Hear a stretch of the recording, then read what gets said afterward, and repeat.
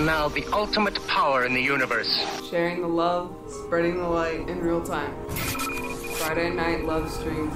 Very happy to have a guy we instantly resonated with.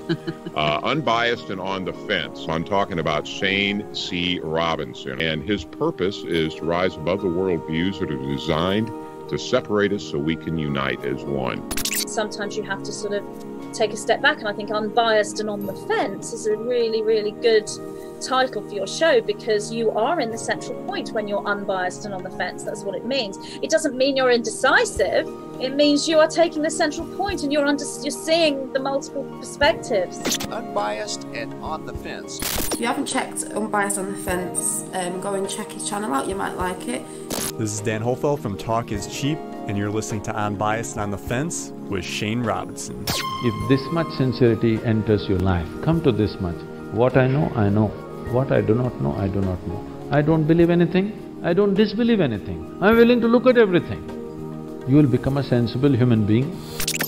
Have you checked out our website? Visit us on the web at uotf.net. You're listening to The Love Stream. All around the world in real time. This is Shane with Unbiased and On the Fence. You're listening to the Friday Night Love Stream. Your calls, your stories. On air, you're listening to the Love Stream. Sharing the love and spreading the light all around the world. This is Unbiased and On the Fence. Unbiased and on the Fence. Welcome to Unbiased and On the Fence.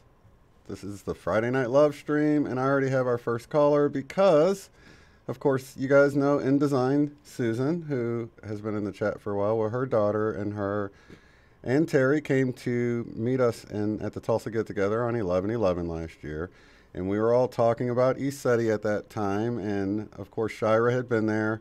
Shibey Light, I'm going to put her name up here, and you guys know her from the chat as Shibey Light, and so yeah, she was telling us about the awesome time she had there, and so yeah, I wanted to bring her on. Sorry, you were muted there, so come on in, Shibey Light. No problem. Hi everybody. Love and light, love vibe time. Yeah, you also came to Austin. You were on the Austin video with your mom and a few other people. So yeah, people might know your face if they could connect it up, right? So. Well, if they go to those old videos, I'll have the funky like pattern pants and the weird hat, and I'm dancing with the crew. Everybody taught me and dragged me into dancing with them. You know, oh yeah, I can with be shy, Sherry. Yeah, Sherry's the dance instructor. Yeah, that was really cool. Yeah, and then we got there on the back patio. That was cool too. Yes, we had a fun night. It was amazing meeting everybody, and I'm so excited for the opportunity to meet around something that's so important to all of us. And I did go last year to ECETI Ranch, and I did see really unusual activity in the sky I've never seen before. It was probably part of my stair-stepping of awakening and expanding my consciousness was seeing all that activity in the sky. I had even friends around me that were with me that maybe experienced a little cognitive dissonance, but that's something we can experience in that type of situation. But it's definitely something that spawns different emotion when we're not used to seeing what we're seeing. We all get to sit around and talk about it, and I just love this group for our ability to be open to what we're experiencing. I couldn't think of a better place for all of us to meet and just connect around that type of activity.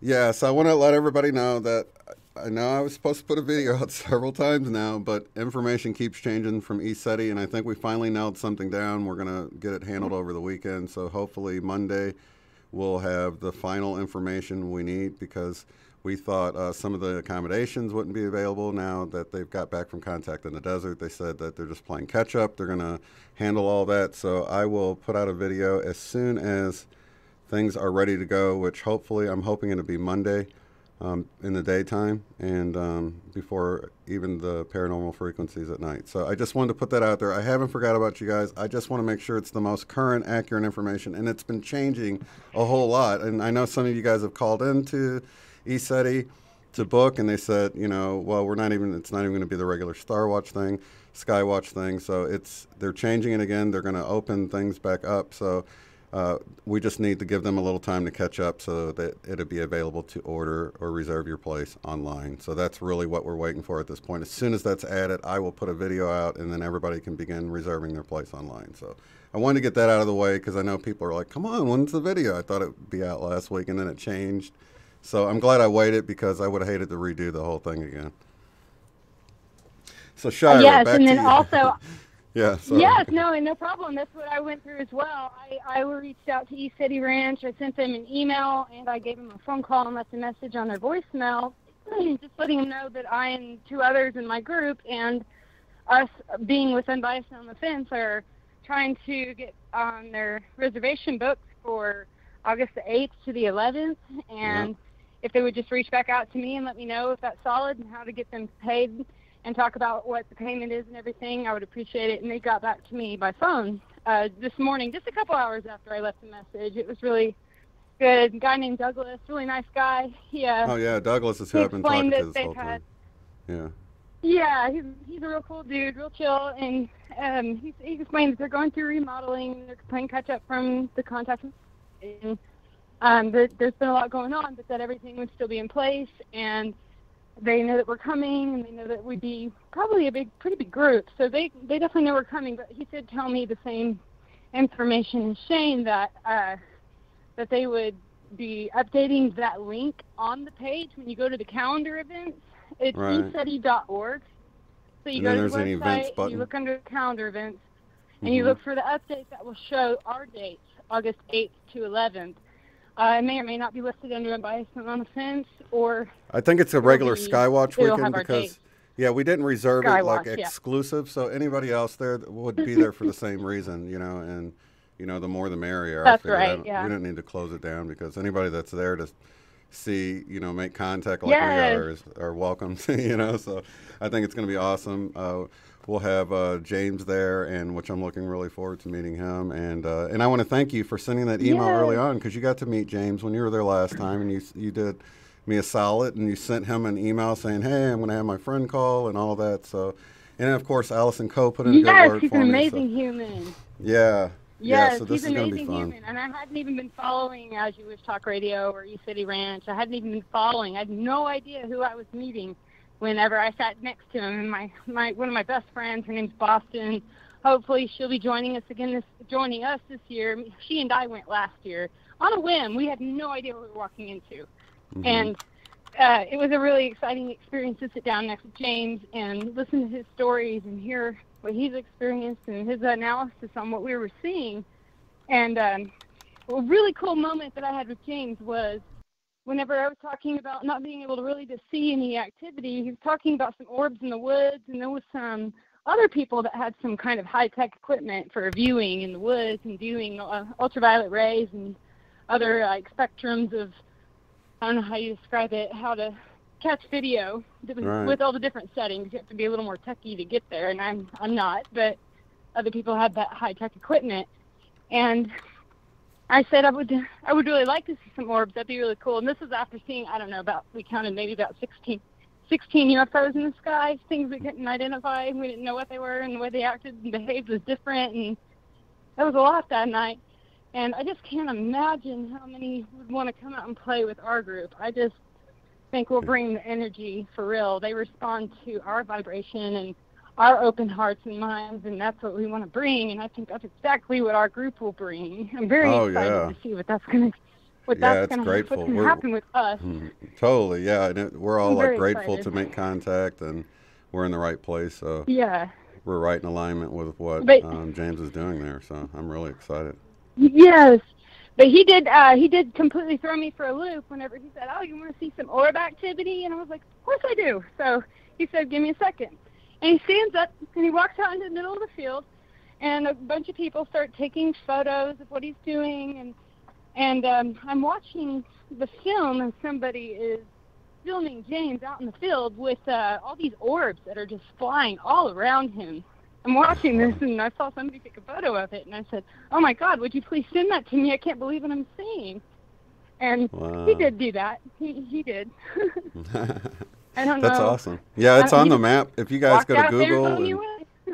Yeah, I was going to say, if you look on Google Maps, and I will provide a link in the video for ECETI that I'm putting out, but there was actually one in, I want to say, Michelle and I's video on Tuesday, if you want to go click that, because I got directions from the airport to ECETI. But like once you zoom in on ECETI and click on the little pin that's on the map, it will bring up all these images people took, and there was some great images from there, and one of them had all these orbs everywhere, colored orbs, like we've seen before, and it was really neat. Yeah. Oh, amazing. So it's cool everybody's sharing their stuff and putting it out there so people can see, amazing contact, amazing stuff happening there. And we've already got people booking stuff around in the area. The people that aren't camping are finding, I guess, lodging nearby or Airbnb and stuff like that. So there's other options if you don't want to camp there. I believe they're going to have camp rentals, though, if you do want to camp there, but you're flying in and you're not going to have a tent. Yeah, and cabins. And those are really limited, though, in numbers, so those will probably go really fast. So if you're really wanting and one of those... if anyone doesn't have tents, just speak up. People will be traveling maybe with extra luggage or have extra tents. We could probably grab them as long as we know ahead. And I know that other avid campers out there probably have more than one tent. Right, yeah. You know? And I want to say they said they had some tents that you can rent with air mattresses, like queen-size air mattresses. So that's cool. So, there's plenty of options. You just have to let them know ahead of time, and I will let you guys know as soon as that link is good, and you can reserve your place. Yeah, good time to figure out what we need and speak up about what we don't have within the group. That way we can all kind of have each other's back and make sure everybody's got what they need. If it's easy, then we're gonna solve it. I'm not even worried about us. Yeah, and it's an hour and a half from the airport, so I think, if somebody could rent something a little bigger and then people pitch in, maybe we can, I already let Jane know, I'm like, if you don't have a ride from the airport, I'll drive an hour and a half and grab you and bring you back, but I'm sure there'll be people flying in that will be there at a similar time that maybe she can ride with, or maybe other people can ride with, so we'll get it all figured out. I believe they also take volunteers for payment to stay there. I'm not sure if they do that this year, but I remember last year whenever we were looking at that was an option that you could go through. And if you don't see the option, maybe email them and just see if that's an opportunity. Do dishes or help with some cleanup or trash pickup or whatever, things like that. And they will either reduce your price or comp your stay, just depending on what they need. Yeah, so might reach out to them with that if you're trying to keep it a little tight. That will help. And I think our group was really good in Austin about cleaning up and working together, and I think I don't really even think it would be a big job because we're all gonna clean up after ourselves anyway. Do that anyway, right? And there's not like a big job. Yeah, and there's not like a big event, like a big conference or anything where there's going to be speakers and things like that, and so I think we'll have plenty of time to just hang out and talk and clean up as we go. Yeah, my mom and I were saying we might be one of the bigger groups to come that's not a conference, and I agree. We probably are going to be. I think so. And if not, who cares? We don't care. Well, they said there's usually around 40 people at a typical one, and I'm pretty sure we're going to have around 50 or more. I wouldn't doubt it, So it would probably be a bigger group. Either. Yeah. Because I think, what do we have? Yeah. We had 24. We had 24 in Oh, Austin. wow. And it didn't seem like that many people. No, we counted them up. It was 24. Big little group. Yeah. Wow. About that. Yeah, that was awesome. Sandy's coming down. Yeah, of course. Oh, Sandy. Yeah, she's in the area. I think Diane said she was going to try and make it too. And Megan, both Megans. Yeah, of course Travis is coming, and with his partner, and Michelle, and Renee Garcia, and Megan, the one, Megan with the white dog that I just did the BQH session for. She's coming. I think they're all riding together or something. So, yeah, tons of people coming. Of course, Biker Babe's coming. She owes me a ride on her motorcycle up in the mountains. That's going to be awesome. Who else? So many people. Of course, Angela Gabriella's coming, and Not So Fancy Nancy's coming. Eileen, of course, is coming with her sister, who both have had experiences. I'm excited to see them. So, yeah, I mean, think of the people I do the shows with, you know, Eileen and Michelle both coming. T. Taylor's in that area. She's coming down. Tons of people. Oh, T. Taylor's in the chat right now. So, yeah, it's, and Angie S., of course. I mentioned her early on, but I didn't mention her just now. So, yeah. It's going to be fun. So what was your, when you went, it was a Skywatch weekend? Shira?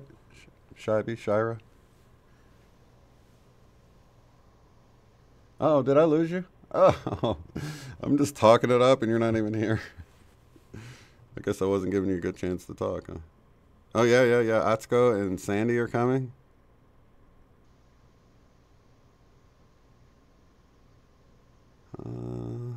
Let's see. You can try back in if you like. I'm trying to scan and see who else is coming.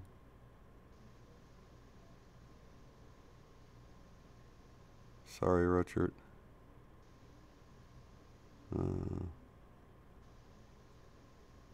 But it's cheap to get in. I mean, if you've got your own place to stay, I think it's like $10. I don't know if that's a day or what, but you do have to. Originally, I think I might have said that you could show up if you're not staying there and get a ticket, but you do have to reserve. You have to have an invite. It's invitation only, so even if you're just going to stay somewhere else and go there, I did want to clarify that up. I'll put that in the video, so any questions you have will be answered in that video, or you'll be directed to the webpage that has more information on there. Okay, let me see if I can get... I'm back. Okay, here you are. I'm talking away, and I'm like, wait a minute, you're not there. It's okay, I knew you'd figure it out. Okay, so awesome. But yeah, so I just wanted to have you talk about, was it a Skywatch weekend, or when you went? Or was yes. Okay. I mean, we'll be there for a Skywatch weekend. That's what we have booked, right? Right, exactly. That's what it was when you went? That's perfect.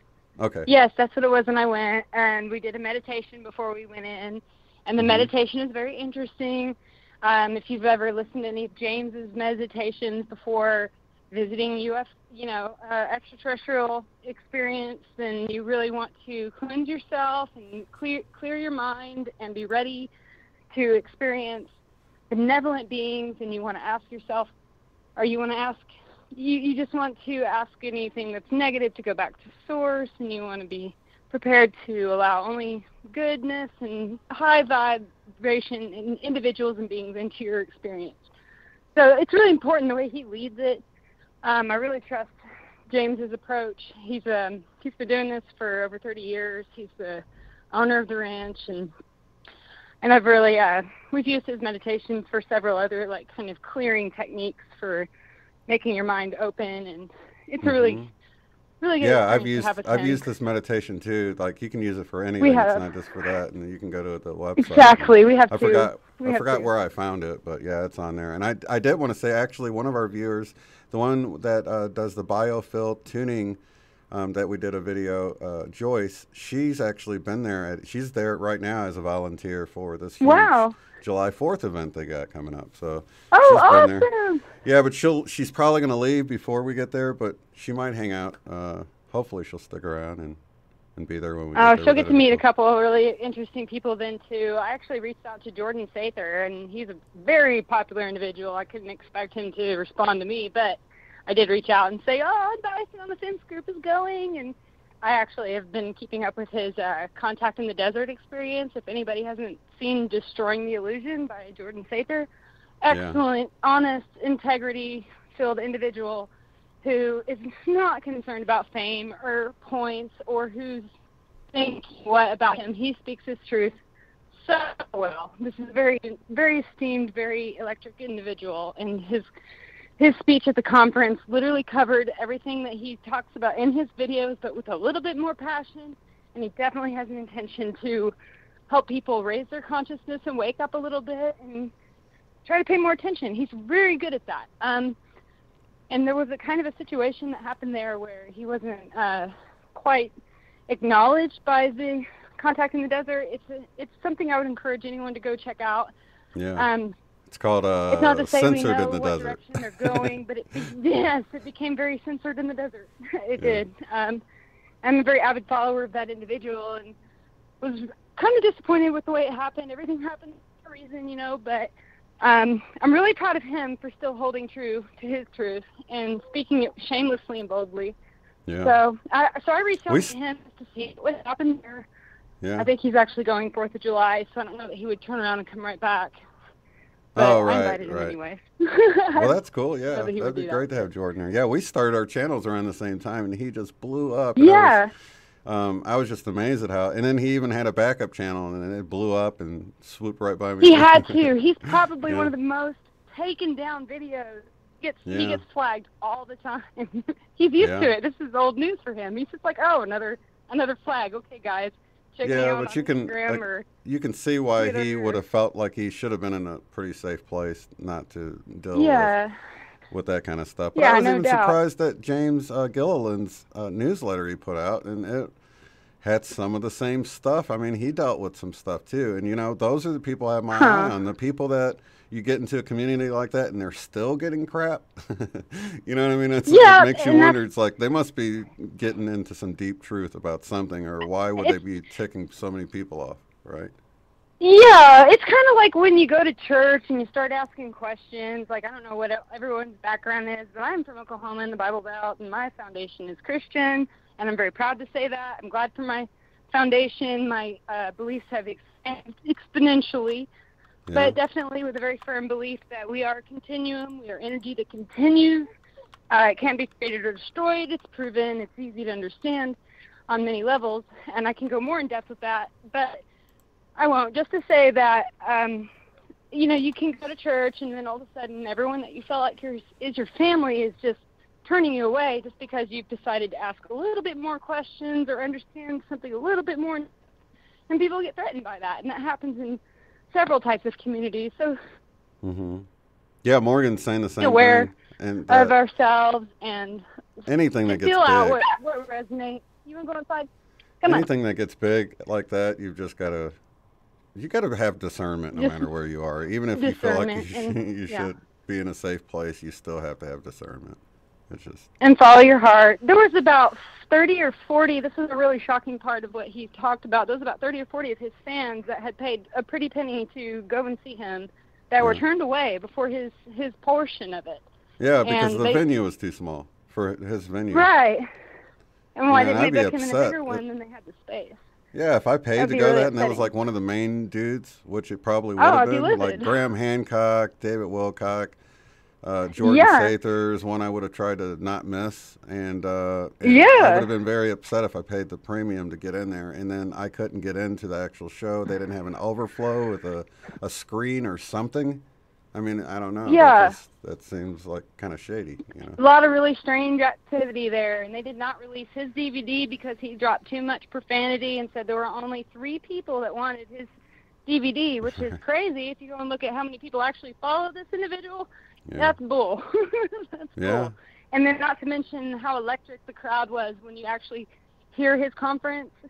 They were just, and I was too, listening to it, just screaming inside, "Go, Jordan! Oh my God, I can't believe you said that! Oh, I worry and pray for your life, but go!"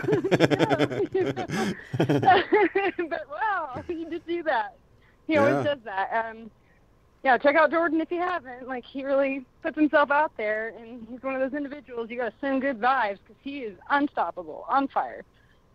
Yeah, I like Jordan a lot. I might not always agree with how sure he is about stuff, but I always consider what he's saying, you know what I mean? Because I know he's. And for the most part, he tries to qualify that he's he doesn't know 100% anything, but he feels pretty strongly about his positions.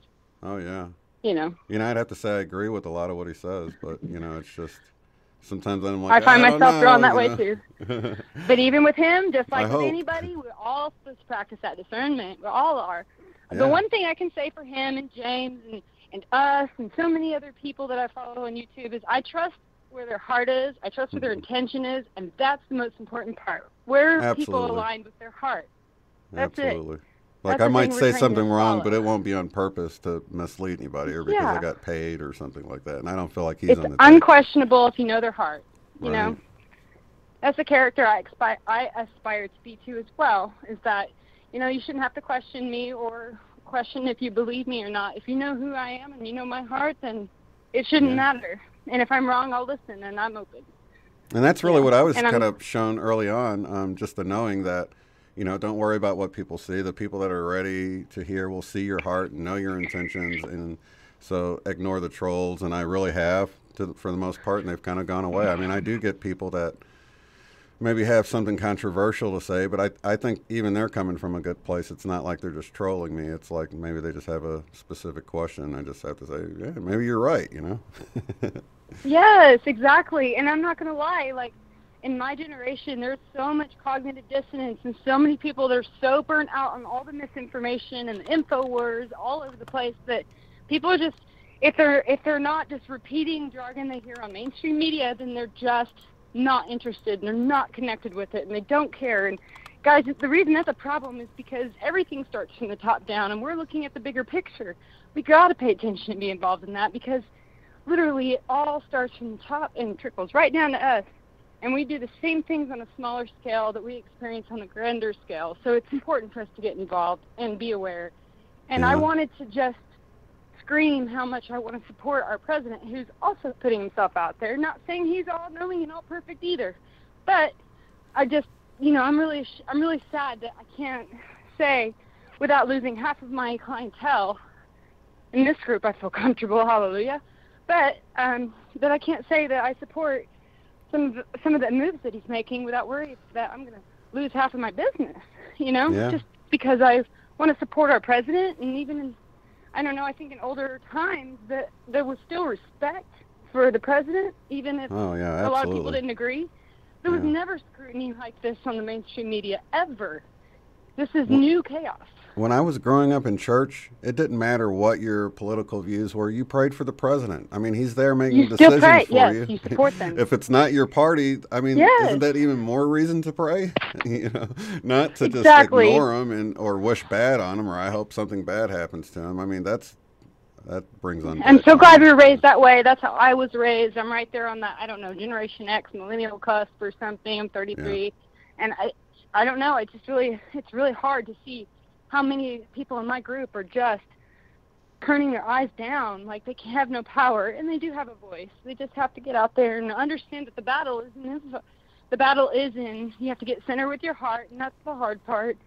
Mm-hmm. And, I mean, it goes so deep, because even on a physical health level, we're being fed GMOs, we're being fed things in the sky, water, food, anything that can enter our body is being affected, I think, by chemicals that are dumbing us down and creating laziness. And it's just important for us to start combating that, starting with our health, starting with our perspective, starting with our energy and our focus and how positive we are. Yeah, because I believe we do have power over any of that stuff. You know? Yeah, that if we focus on the negative, that's what that's the wolf we're feeding. That's what's going to come into our soul and our bodies and affect our bodies and how motivated and energetic we are. And we got enough going on. It's better to start taking care of ourselves, I think.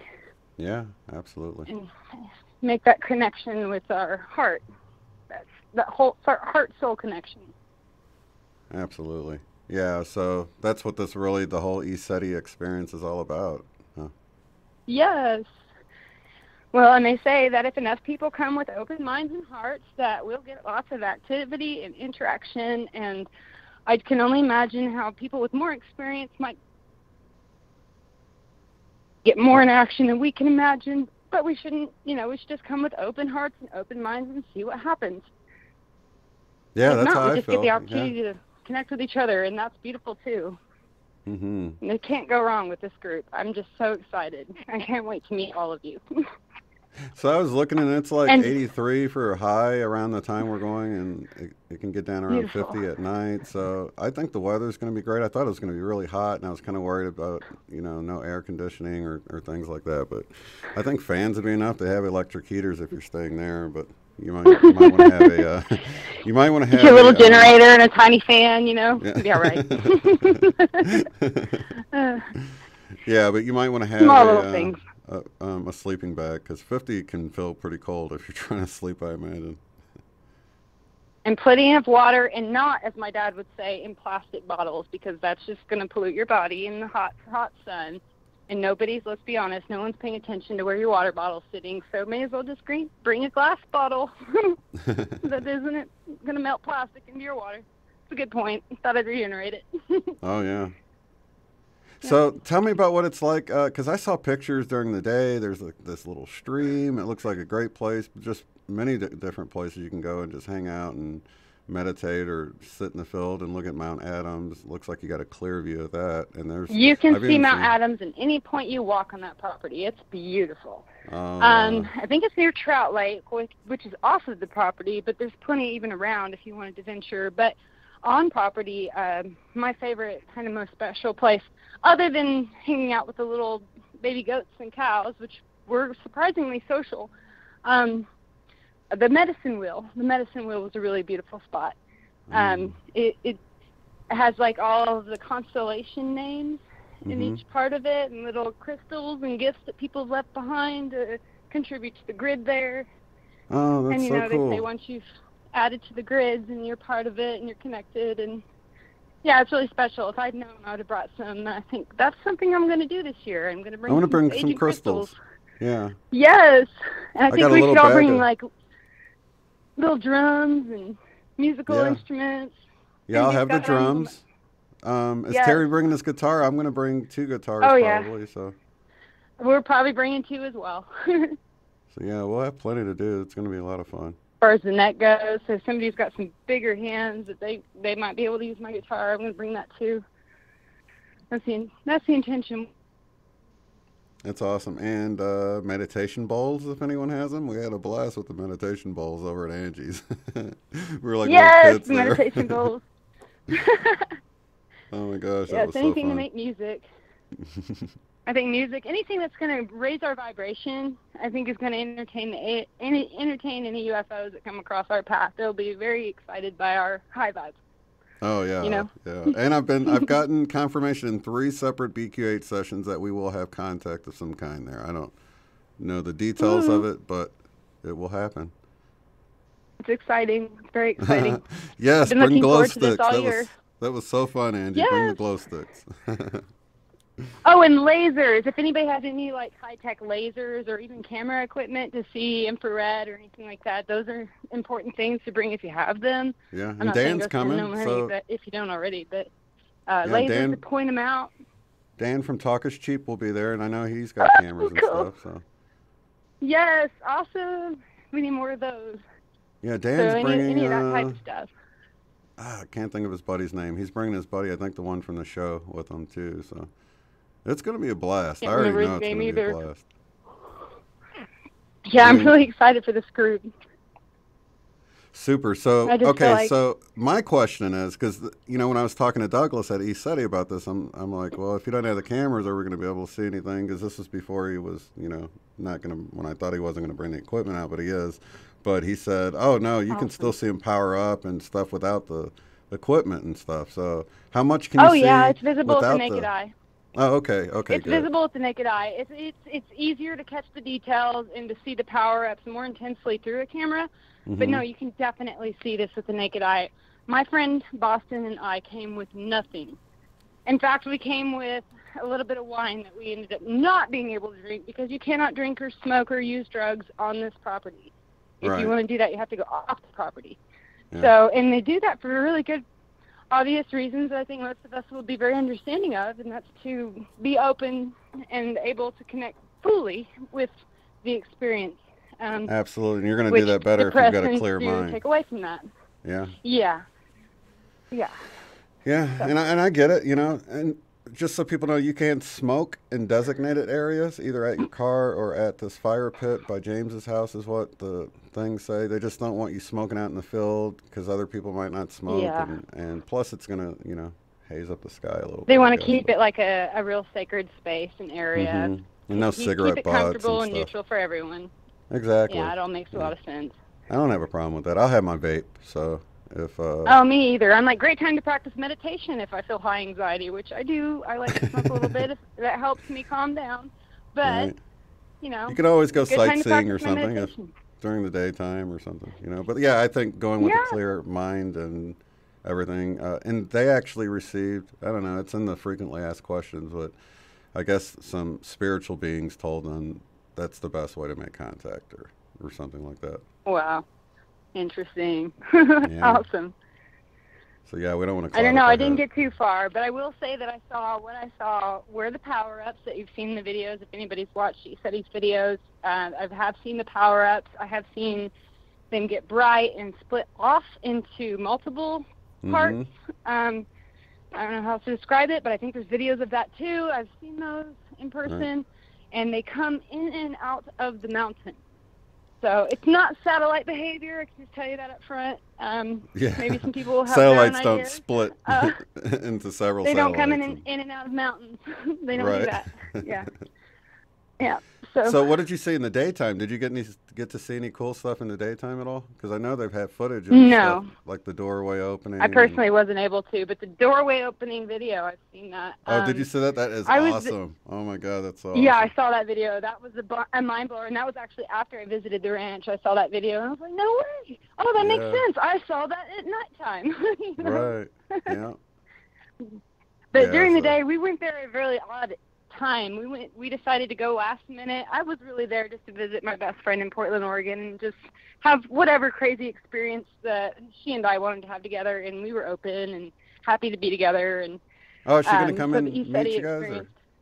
I actually reached out to her and another of my good friends on the West Coast, two of my other good friends on the West Coast, Chelsea and Nick. I reached out to them to invite them.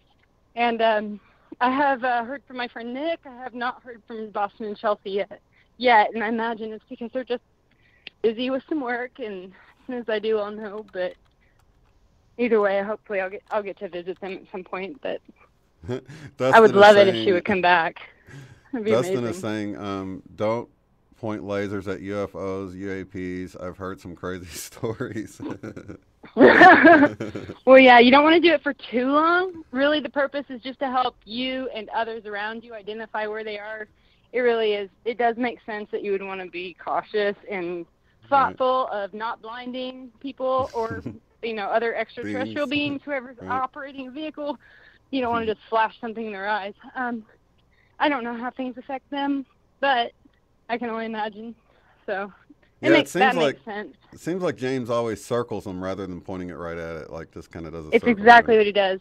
Yeah. And while I was with him, he was very specific about that direction. Don't shoot it at them. And he does direct us to make a circle around them, or when you do it, to do it very quickly and get off of them. Right. Just out of courtesy. Makes sense. Yeah, so you do that, and then sometimes they'll flash you back or power up, it looks like. But yes, some of them respond. Yes, that happened. Yes, is so cool. It's so crazy. I'm so excited to get to experience this, guys. To experience this with you guys. Oh my God! I know. I mean, you think of that coffee house in Tulsa when we were all just talking about it, and we're like, we should do that, and here we are planning to go, and it wasn't. We're so close, and we're all jazzed up. I'm so excited. Wow. Yeah, we're gonna make a beautiful experience. T. Taylor saying you definitely want a sleeping bag. It's way too cold without one. Without some sort of blanket. Long sleeves, thermals. The difference is that you're in the mountains. If you're in any kind of Midwestern area, then you're just used to being hot and muggy all the time. Like Oklahoma, that's what we're used to. It's always hot, even at night in the middle of the summer. But up in the mountains, it gets cooler. Yeah. So you want to have thermals. You want to have long sleeve stuff to mosey around in. Well, just so people know, the 47 was the low for the average. So, it probably won't get that low. So it's not, that would be the worst case scenario. It would probably be, I would say, around 60 or something if it's probably hitting the average. I feel like it'll probably be nice. Mm-hmm. But it'll be a lot of fun. Not too bad. Yes, I'm so excited.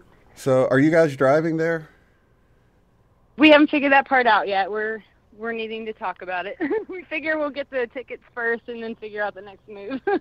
Right, figure out how you'll get there. I think they take PayPal, and my dad uses PayPal, so we're probably just going to go through him for that payment. Okay. But do that first and then figure out the next move. Yes, it is warming.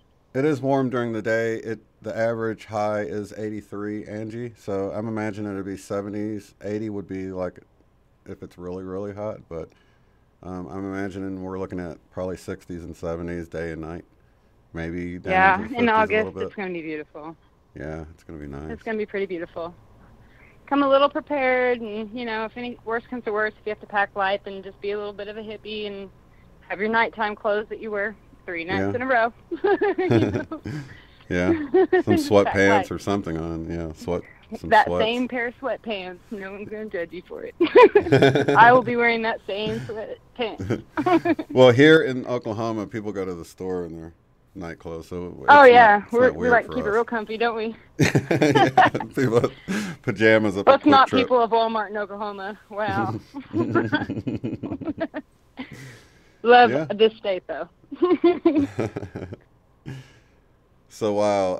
Okay, so we're trying to figure out I know I forgot to mention Kelly and his wife are coming up. Kelly is the one that had the really cool images on one of our first paranormal frequencies, but he lives in Oregon, and so if I fly, I'll probably ride with him from the airport. Oh, cool. Yeah. And Angela said I can use her car if we need to run to get food or something like that. She's driving down with Not So Fancy Nancy, so she'll have a car. There'll be enough cars there, I'm sure. We thought about a possibility of renting an RV and maybe getting Diane and anybody else that's over here in the Midwest and maybe just bunking it up together, but we don't know. We got to get it together real quick, don't we? Oh, yeah. That would be cool to rent something like that. Yeah, that'd be awesome. It's a fun dreamy idea. We'll see. Get some magnet stickers for the side of it. UOTF to ESETI or something. I don't know. That'd be fun. Yes, maybe. Yeah, likely both. I just have a bunch of spaceships all over it, you know. Yeah, magnetic discs put on there. That'd be awesome. But yeah, a road trip sounds like a lot of fun. We're wanting to stop in Colorado and see Suso. He's got the Mandela Effect channel in the book. So he's got a bar there that he works at. I thought, man, that'd be cool to stop by there. So if we drive, it's either way, it'd be fun. But it is like 30 hours, 29 hours from where I'm at. That's a long drive. Like, we'd have to leave the 7th. That's why I accidentally said the 7th. That's when we would have to leave to make it there on time. But yeah. Man, that's over a day of just solid driving, you know? Yeah, we're on the fence about a plane or a car. Yeah. I think Dan said the 6-week point is when the plane flights are usually the cheapest. If you can get it 6 weeks ahead? 6 weeks, yeah. Okay. That's good to know. We'll have to check that out. And then there's Priceline and Hotwire and all these different outlets. But I think American is a pretty good airline, pretty trustworthy. And gosh, I haven't actually flown in a while. I don't know. It was last year. Never mind. I can't even remember which airline I took. Oh, man, I can't remember. Jumped on I know my sister got me this one plane ticket to Atlanta, and she's like, yeah, it's at the airport. Just pick it up. They have your name and everything. I get on this thing, and it's got like 2 seats on one side of the aisle and 1 seat on the other. I'm like, dude, you put me in something that's super small, and I mean, it just felt like it was going to break apart the whole time. And it just rattles really hard. Yeah, they rattle really hard. Oh yeah, it's scary. The big commercial ones that you would expect to just really be a mover and shaker are the ones that are most steady Eddie, as it seems. Yeah. The little guys are just like vibration. Oh. Yeah. Makes the big ones feel nice and comfy, though, once you ride in one of them after riding in that. Yeah. It was like, you know what I said, do you know that I got an aisle seat and a window seat? Like, oh my God. That's how small it was. I always shoot for the window. Yeah, I didn't actually really took a know video, that. I think, on my way back for the flat earthers just to try to, I won't go into that, but I was like pretty flat from this window, but then my window was curved, so then that made it hard to tell, too. Yeah. Couldn't get it too flat when your window's at a curvature. Yeah. So many elements to consider, anyway. Yeah, and you know, like I mapped the basketball with the atmosphere and the earth and everything, and I figured out like, hey, I travel across like 12 dots of a basketball to go from here when I drove to Sedona, and like figured out how big, the dots are right around it. I think they were like 80 miles or something is what the dots are on the ball. If you like imagine it's the globe model. And interesting. So what I also realized that was just mind blowing is that if you take the bump of the ball, if you're at the bottom of the bump, between the bumps, that would be the ground. And then space would be at the top of the bump. That's how thin our atmosphere is. So when you're up in a plane or even up in space where you don't see any blue sky ahead of you, above you anymore, you're still barely off the surface. So, if you can imagine like that, you can imagine you're not going to make it look round unless you can get away from it far enough, No kidding. And that thin veil, isn't that what would explain why we could feel that Schumann resonance so clearly? Yeah. I don't know if anyone's been keeping up with that the last 2 days, but yesterday it was a complete horizontal blur of white through the Schumann resonance. Yeah, and it started going crazy I guess again it's today. Electromagnetic activity happening in our atmosphere, in the ionosphere specifically, and it's a response to lightning, or it's a cause of lightning. It's hard. It's pretty techie language that I don't speak often, but it's pretty interesting how I've made very, very high notations of my energy levels, and what's been going on during those times are just very intense. And it's really important to keep in mind whenever having if you're a woman, we already know that there's certain times that we have a higher vibration or a higher frequency, and if it's negative, it's really bad and it's normally hormonal. But then there's that exterior stuff that we all experience, and it's just important for us to know how to kind of coast through it and manage our energy levels. And my dad takes naps. We've noticed. He and I talked quite a lot about it, and he's just like, well, I'm sleepy. I'm going to go take a nap now. And I'm just like, oh, wait, is this another interesting, kind of lineup here? And then I would look at the Schumann resonance, and it's pretty high. He's still, taking a nap. So he handles it. He handles his energy. And then I find myself trying to do calmer, more relaxing things to help keep me more balanced. And I will go on walks, and I'll walk away from too much overstimulating things, to keep my vibration at a good level. I don't know. Very interesting. If you haven't checked it out, check it out. Yeah. So, a lot of people have been feeling some really strange energies, and it's hard to keep your vibes up sometimes with stuff. Everybody's different, but headaches or extreme tiredness or just dreamy, like you can't wake up really good, and just so many different ways that you can be affected by these energies. I've had it make me feel amped up. I've had it make me feel like I need to go lay down. So I just never know. I don't know. I think you and my dad's response is a really healthy response, actually. I'm going to go ahead and take care of myself and just go lay down, or go take a hot bath, or go for a walk. That's what I did. I would go for a walk. I'm not really good at napping. I'm high energy always anyways. So I have a hard time with that. But I do other lower vibe things, and not low vibe, but there's calmer things, calming and centering activity. I'll shut my phone down. I won't put myself through extraneous activity. I'll just kind of listen to something positive or write about something. I'll do a lot of therapy work. It's just that's the thing. I think, and if you can manage to take a nap during the day, do it. That is a healthy response, I think. Oh, yeah. And my energy feels kind of low. I'm going to go take a nap. It's a good way to take care of yourself, I think.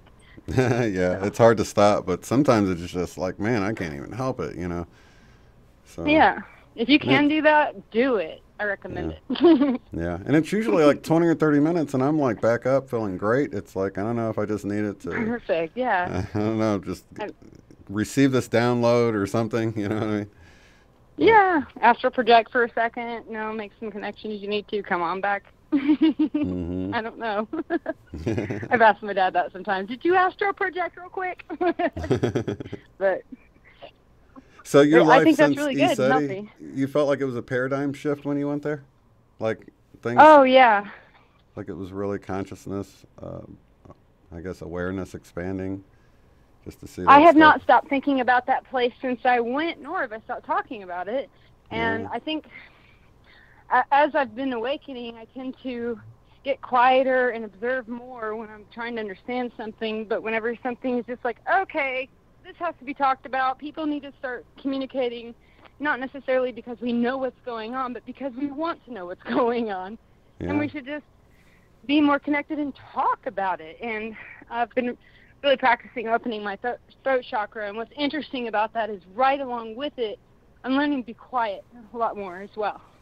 It's coming together really appropriately, because it's definitely time to be quiet and listen. And I get things wrong a lot. I'm definitely somebody that will just kind of, if I pop off too fast without putting good, quiet, calm thought to it, like just calming my own energy and just absorbing what it is I'm hearing and trying to take an extra second to think about it, because I get so excited. I just have to slow myself down. It's a constant thing I'm learning, especially with big information like what's happening in the grander spectrum, the maximum of our existence, extraterrestrials and politics and all these things. It's so important to take a deep breath and just listen. Yeah. So the higher my consciousness goes, the more quiet I get. But when it's time to speak, it is time to speak. And I have to do it. Oh, yeah.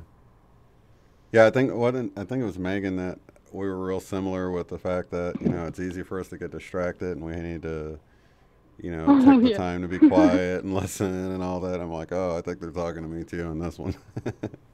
My wills are He's always very high vibe too. Hey, let's send a lot of healing energy to Gary, Rita's hubby, for he had an injury to his rib and needs to get healed up. And so let's all send some loving energy so he can get healed up and get out to ECETI in August. I imagine a rib can take a while to heal, so we'll pray for a speedy recovery. How's that? Yeah, most definitely. So all that's that. Wonderful. All right, well. So it is, and amen, and all that. And I'm not going to hog up your line. Oh, no. Let's see. If anybody there is wanting to chat, raise your hand, and I will know. Actually, I had somebody there, and they left. So let's talk Mandela effect for a second, because... Oh, Mandela effect. Yeah. I've got one, and I've also got my mom here as well. Hey, Susan. Did everybody hear that? Hi. Yeah, by design in the background there. There's my mom in the background. I, for the first time, decided to investigate, and I've had it on my brain to do forever since I first heard. When I was a small child and read the Bible and was taught about the Bible and looked at all the pictures on the walls as a child, it was always the lion lays with the lamb or dwells with the lamb, whatever version you're reading. Always the lion lays with the lamb. That's how I was taught. That's how I remember that scripture. And for the first time over the weekend, I picked up my King James version of the Bible to look up that verse, and it was in Isaiah, I think, 11.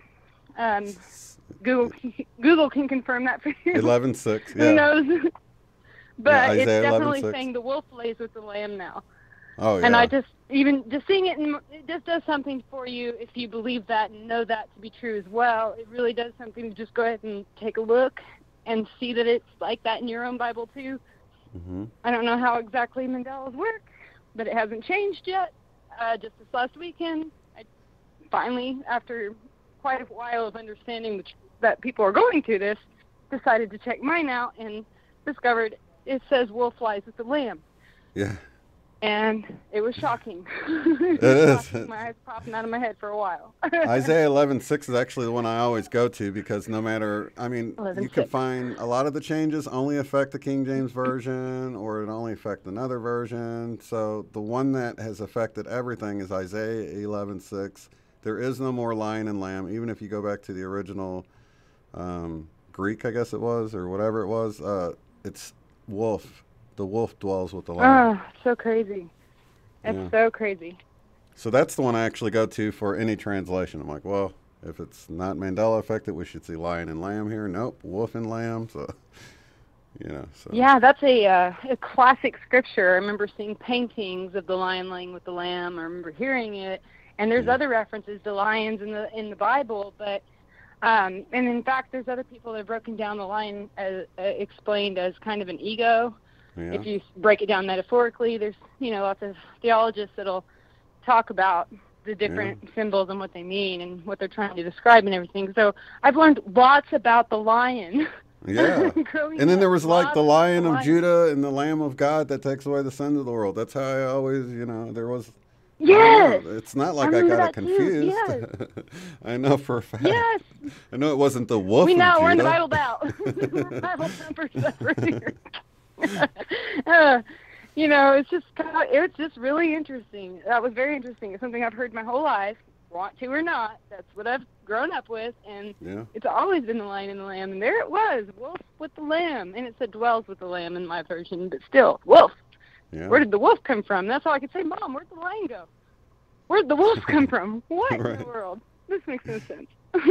You know, at first, when I Pretty first shocking. discovered the Mandela effect, and you could put in Isaiah 11:6 in there, and there would mainly be pictures of lions and lambs. And some of the lions and lambs pictures, paintings, had the scripture on the painting, and it said wolf. And I'm like cracking up because it says the wolf shall dwell with the lamb, and there's a picture of a lion dwelling with the lamb. Yeah. But since then, crazy. It's really thinned out. So, I mean, yeah, just Google. You can still see it, but at first it was like overwhelmingly like lions and lambs. Now it's even out a lot. I haven't looked in a while, but there was a lot more wolves and lambs than when I first looked. You're going to say hi, too. Okay, I'm here with Terry, too. My dad. Terry, say hi. Tell him your name. Hi, I'm Terry. Hey, Terry. Zeter. Terry, Zeter. There was Terry, everybody. Yeah, bring the guitar. Maybe we can jam out some more. That was fun. He said, bring the guitar. It was fun jamming. You guys sounded beautiful. I couldn't believe waking up that way. It was like musical. Oh, we woke you up? What's the word? Was it kind of, no, it was I was waking up because I was waking up anyway, and I just heard beautiful music, and it sounded like, I don't know, kind of Mexican style, romantic Mexican, or I don't know. It was really beautiful. Really beautiful. You guys sound really great. I found it's like the sixth one down, and the wolf will actually reside for a while with the male lamb. That is so weird. It gives me chills. Yeah. So weird. So I'm glad to say there's some Mandela effect ones here now that like where it has a lion and a wolf, and it's getting the word out about the Mandela effect. So, and then this one looks like it's about the Mandela effect as well. So the word is getting out. People just aren't noticing it. You know, people. Yeah. I'm so surprised so many people still, even within truther circles and stuff. You know, I've had guests that were like, "No, never heard of the Mandela effect." And I'm like, "What?" Cognitive dissonance or unawareness in and of itself is a really interesting beast. It's just really, like, and I think that's where it's important, where we kind of play our role of asking questions and talking about the things that seem weird, even if, you know, and I think the important thing is we all have this sort of, like, pride or ego that stops us because we're afraid of being embarrassed. And it's really, you know, as light workers and activators, very important for us to put ourselves out there and accept if we end up looking or feeling kind of dumb if we do something off or we weren't paying attention properly. Well, guess what? We're human. We're going to do that. And we can't be perfect. So, but we still put ourselves out, make a joke. I always make a lot of jokes whenever I do something goofy and it didn't quite line up the way I thought it would. I just go, oh, geez, that was dumb. Okay. Never mind. Forget what I was saying, you know. Yeah. We take ourselves too seriously, don't we? Yeah, we take ourselves too seriously, and I'm really learning not to. And I've really gone through a very interesting phase in my life where I've surrounded myself with people that, you know, they really they want to harp on that. They want to focus on that, even in themselves, and especially if you do it to yourself, you're going to do it to others. That's just how it is. And I'm really starting to push those people away and not keep them very close to me, love them at a distance. And I think that's a really healthy and important thing to do. T. Taylor was talking quite a lot about that on her channel, you know, about creating proper space for yourself to, you know, take care of yourself. So, yeah, I think that's really important. Did you guys have much rain down your way yesterday? Because, you know, we got knocked off. Me and T. Taylor yesterday got knocked off. Our power got interrupted. It came back on, but it was still storming really hard, and I didn't want to have it turn around and do it again. But I think she continued our conversation on her channel, if anybody wants to watch And, that. yeah, the 30 minutes that went by before it hit you guys, me and my dad were sitting at the house listening and getting pounded and watching our lights flicker. So, yeah, we were definitely wondering about you without speaking up just yet. And then we're like, the second your channel went down, we were like, looked at each other. Oh, wow, the storm just got him. Hope he's okay. Yeah, we got some great cloud pics. Yeah. You know, it would be awesome because I use a laptop, so it didn't go off. It's just my internet went off. If I had some kind of battery backup on my internet, I could have kept on trucking, and my lights would have went off. But my camera and some kind of internet generator. How do we get one of those? Yeah, that'd be awesome. Yeah, so it just makes you wonder about. We need a human that shoots away through the clouds. So Get I out got the to tell way. you, We're trying to connect to the internet. I got to tell you guys what happened to my wife yesterday. And, you know, I really wouldn't even bring this up because it would normally be embarrassing, but I don't see any way that she could have avoided what happened. So we're about to go live at 3 o'clock, and she didn't get off till 5. So, you know, plenty of time to do a show and even go long a little bit and still pick her up after 5 at some point. Well, I'm just about to go live. She calls me and says, hey, I got cut early. It's slow. I'm like, oh, no, I'm about to go live. Can you just take a lift home instead of wait, because it's probably going to be a while. We're just now getting started, you know. And she's like, okay, yeah, I'll do a lift. Yeah. So for those that don't know what Uber or Lyft is like, it's just this little app on your phone. You say you need a ride, and someone in your area will, you'll see their Uber picture. And Lyft myself. Oh, yeah, Never do one. You always do both. If you bother to download the apps and do the work, you always end up doing Uber and Lyft. Yeah. Makes sense. If one doesn't pick up, the other one will. One of the cards don't work. Like if you've got one of those prepaid credit cards, it won't work with Uber, but it will with Lyft. So a lot of times people do the Lyft thing, and her like paycheck card's kind of like that. They view it like it's that instead of a bank account, and so she has to do the Lyft thing. But it's basically the same thing. You know, they show a little picture of the driver and a picture of their vehicle. And then like on the app it says, you know, they're 3 minutes away, they're 2 minutes away, your ride has arrived, you know, and it's pouring rain like over by her work by the time the driver gets there. And so she sees on the thing that, you know, she's been watching him have to go different ways because there was flooding, and he, you know, and time keeps getting longer. But anyway, it finally says your ride has arrived, and, you know, they pull up in this red truck just like in the picture, right there, even with the walkway, like they're waiting to pick somebody up. She runs out, and normally you'll make sure you get the right driver and, you know, check their name and stuff like that, but it was just pouring so hard, she just like hopped right Oh, my gosh. Well, it wasn't the Lyft driver. Yeah. Right? So she just hops in. It wasn't? Car. No. Oh, my God. How scary. So she hops in the car, and the guy's looking at her like, you know, like, what are you doing in my car? Right. And he's like, where are you trying to go? You know. Wow. And, she said, she said, do you mind if I sit up front? You know. And he's like, where are you trying to go? And she's like, you're not the Lyft driver, are you? And he's like, no. Well, he was like one of her coworkers' grandpas there to pick his granddaughter up, and the truck was just like in the picture. And then the actual And he just truck, offered her a ride anyway? No. She ends up getting out, you know. And her actual lift was behind, but it had a camper shell on it. So this guy's truck looked just like the picture, and the actual thing didn't because it had a red camper shell on it. It looked completely different. And what are the odds? So the guy's like, I mean, she was completely railroaded into doing this. And I was like, I don't blame you. It's like raining hard. You're trying to get out of the rain. You're like, it says he's just arrived. The guy pulls up, you know. So I felt so bad that it's like that could have happened to anybody. But yeah, that really. I mean, I would have done the same thing. And if it was pouring rain like that, and guys, it was pouring rain. You can't hardly see ahead of you. Pouring rain. So my son, you know, kids always have the funnest response. He goes, he could have just left with you. You know, like, yeah, they could have stolen your mom, son. You know, kidnapped her. You know? If they had any kind of bad intention, that would have been a bad or easy catch or something. Oh man.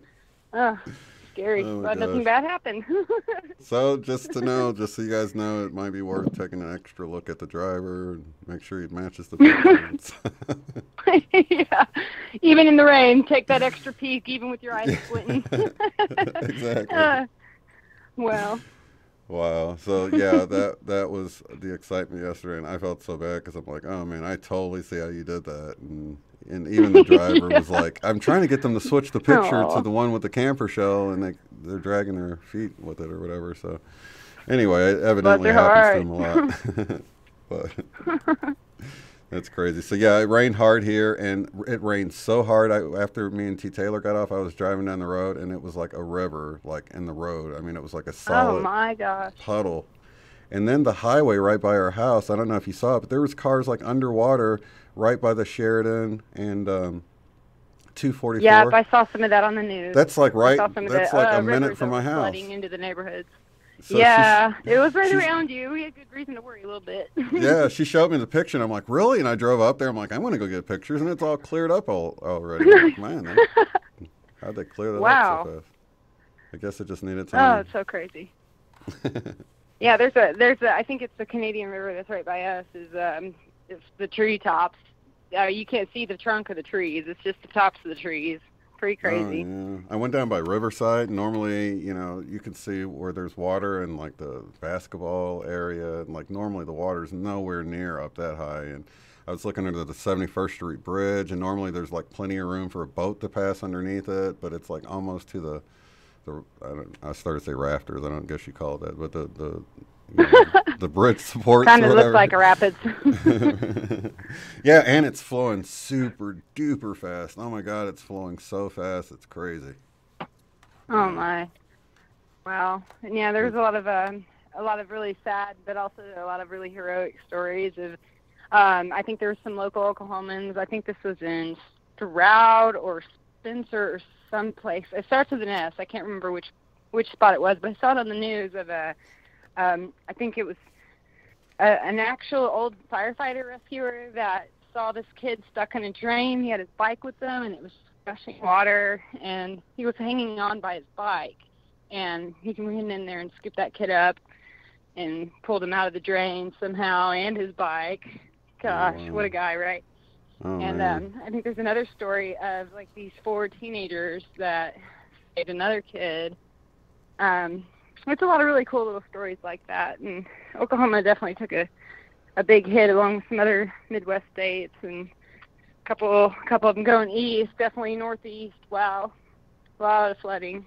But yeah, I really appreciate the community here in Oklahoma. We really look out for each other, I think.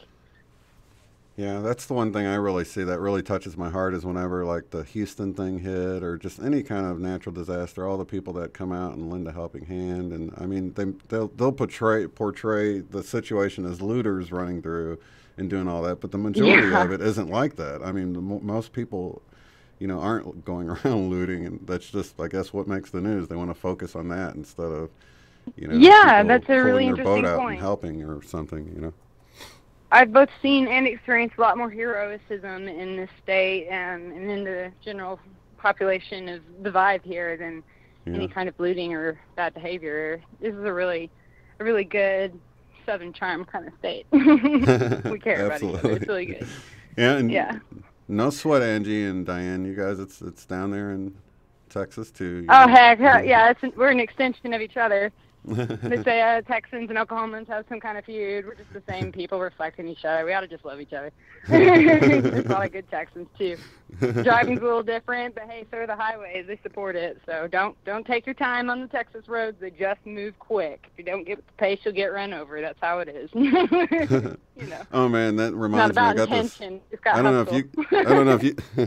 if you guys got this, but I got this letter. Evidently, I went through a toll road and they sent me a bill that I never paid. Now they're like, hiked it up to like $15 or something, and I'm like, what is this about? It's like, why don't you guys just ask for the change while I'm there and stuff? There was no way to pay. I guess they just look your tag up and send you a bill, and I just assumed it was junk mail or something, evidently. So I've had one of those too. Oops. Yeah. Happened. So beware for you guys that went through Texas and paid a toll road. Look for the letter. I've got to, I guess, call them and try to. Now they're like, it's been 90 days. I'm like, what? This is the first I've seen of it. Oh, crumb.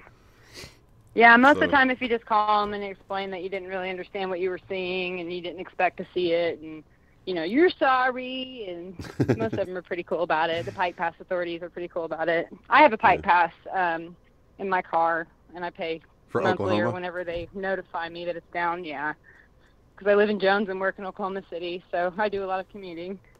Makes sense, but it's real helpful if you travel a lot. Yeah. And they're don't pretty mess cool. With Texas. They're pretty cool if you just call them. Yeah, Texas is. Angie's saying Texas don't mess with Texas. Keeps it real. Texas keeps it real. Tell them to get some toll machines or toll tellers. I mean, I don't mind paying, but why are you going to bill me? I don't know. Yeah. Oh, it's a different pace. I guess we're not going to pace. Austin for New Year's. I'll be a one-it man down there. I'm just playing. I don't think they put a warrant out for you. Yeah. That would suck that I have to call you guys. I'm the only sober guy in jail on New Year's, guys. No! Good times. That's hilarious. Okay, well, I won't keep you the whole time, Shire. I appreciate you calling in. Nobody else is waiting. Yeah, most definitely. But well, I definitely had some stuff I wanted to talk about too, so I'm glad.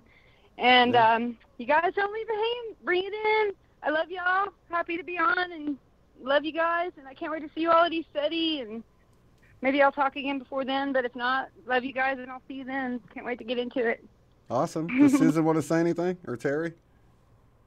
Wait, Mom, Terry. Hang on, I'm going to go hunt them down real quick. Yeah. We don't have any other callers. Anybody going to Terry, East you want City? to shout out Want the to talk crew? about it? Just. You want to shout out to the crew? I'm about to hop off the phone. Good night.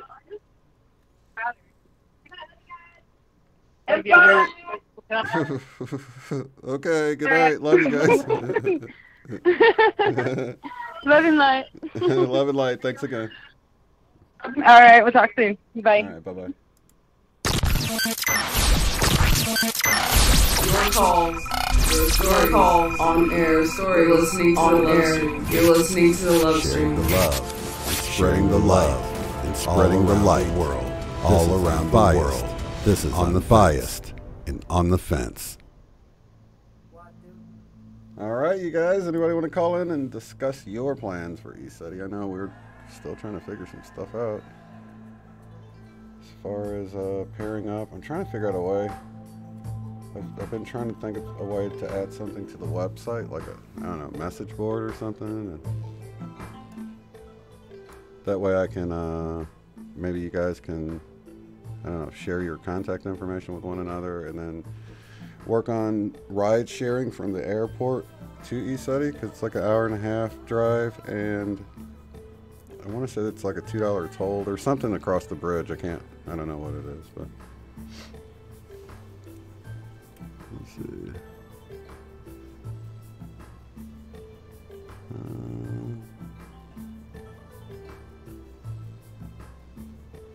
Let me see if I'm missing anything here. Okay, I'm going to roll the international numbers, so if you want to jot them down. There they are. And they're also in the description box below. I wonder what the furthest, I think Eileen is probably traveling the furthest out of everybody that I know.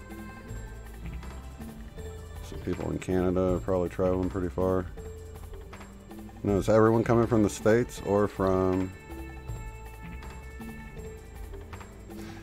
Yeah, it would be. I tell you what, you guys, if we could probably start... Let's do it this way. Because, you know, not many people will probably even hear this, but at least for those in here right now, let's start... We'll do like we did the Tulsa get-together and the Austin get-together. If you guys want to email me and put it in the subject line, East City... Well, wait a minute. People have already been...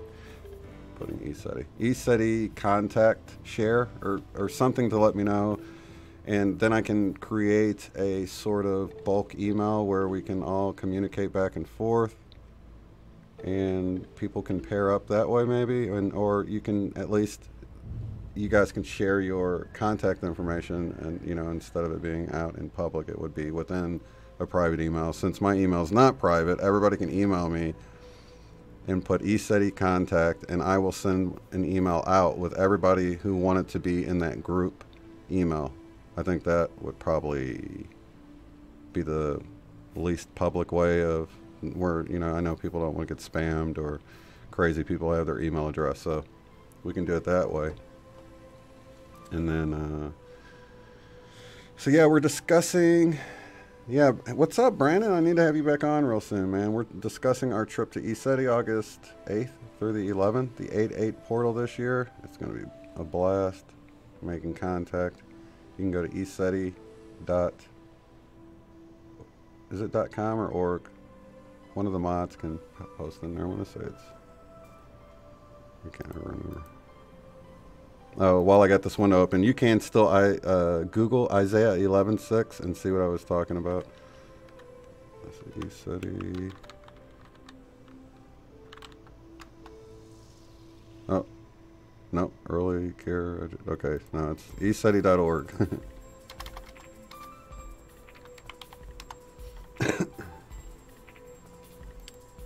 Yeah. You go to eStudy.org. They also have a YouTube channel. But there's actually videos right on the homepage if you go there where you can connect to their YouTube. And then this is actually the site where you'll book. But yeah, if you want to know about eStudy, there's if you go to eStudy.org and under more on the header, let's see, ranch info.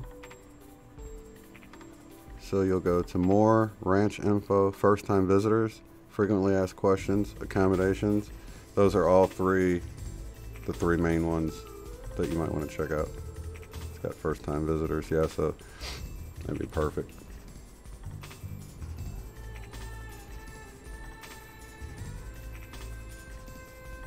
Yeah, that would be awesome if you could come out, Michelle. Toronto, that's east, isn't it? So yeah, that would be a long haul for you too. 4 time zones away.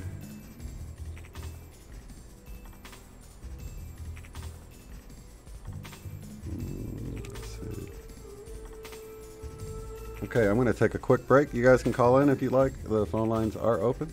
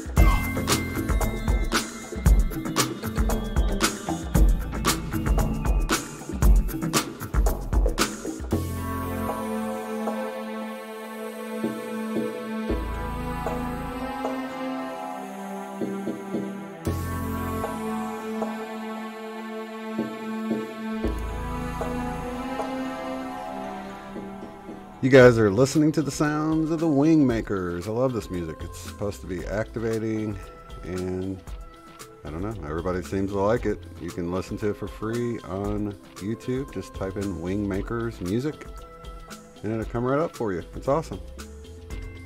I want to say 23 or 24 chambers worth of music, several hours.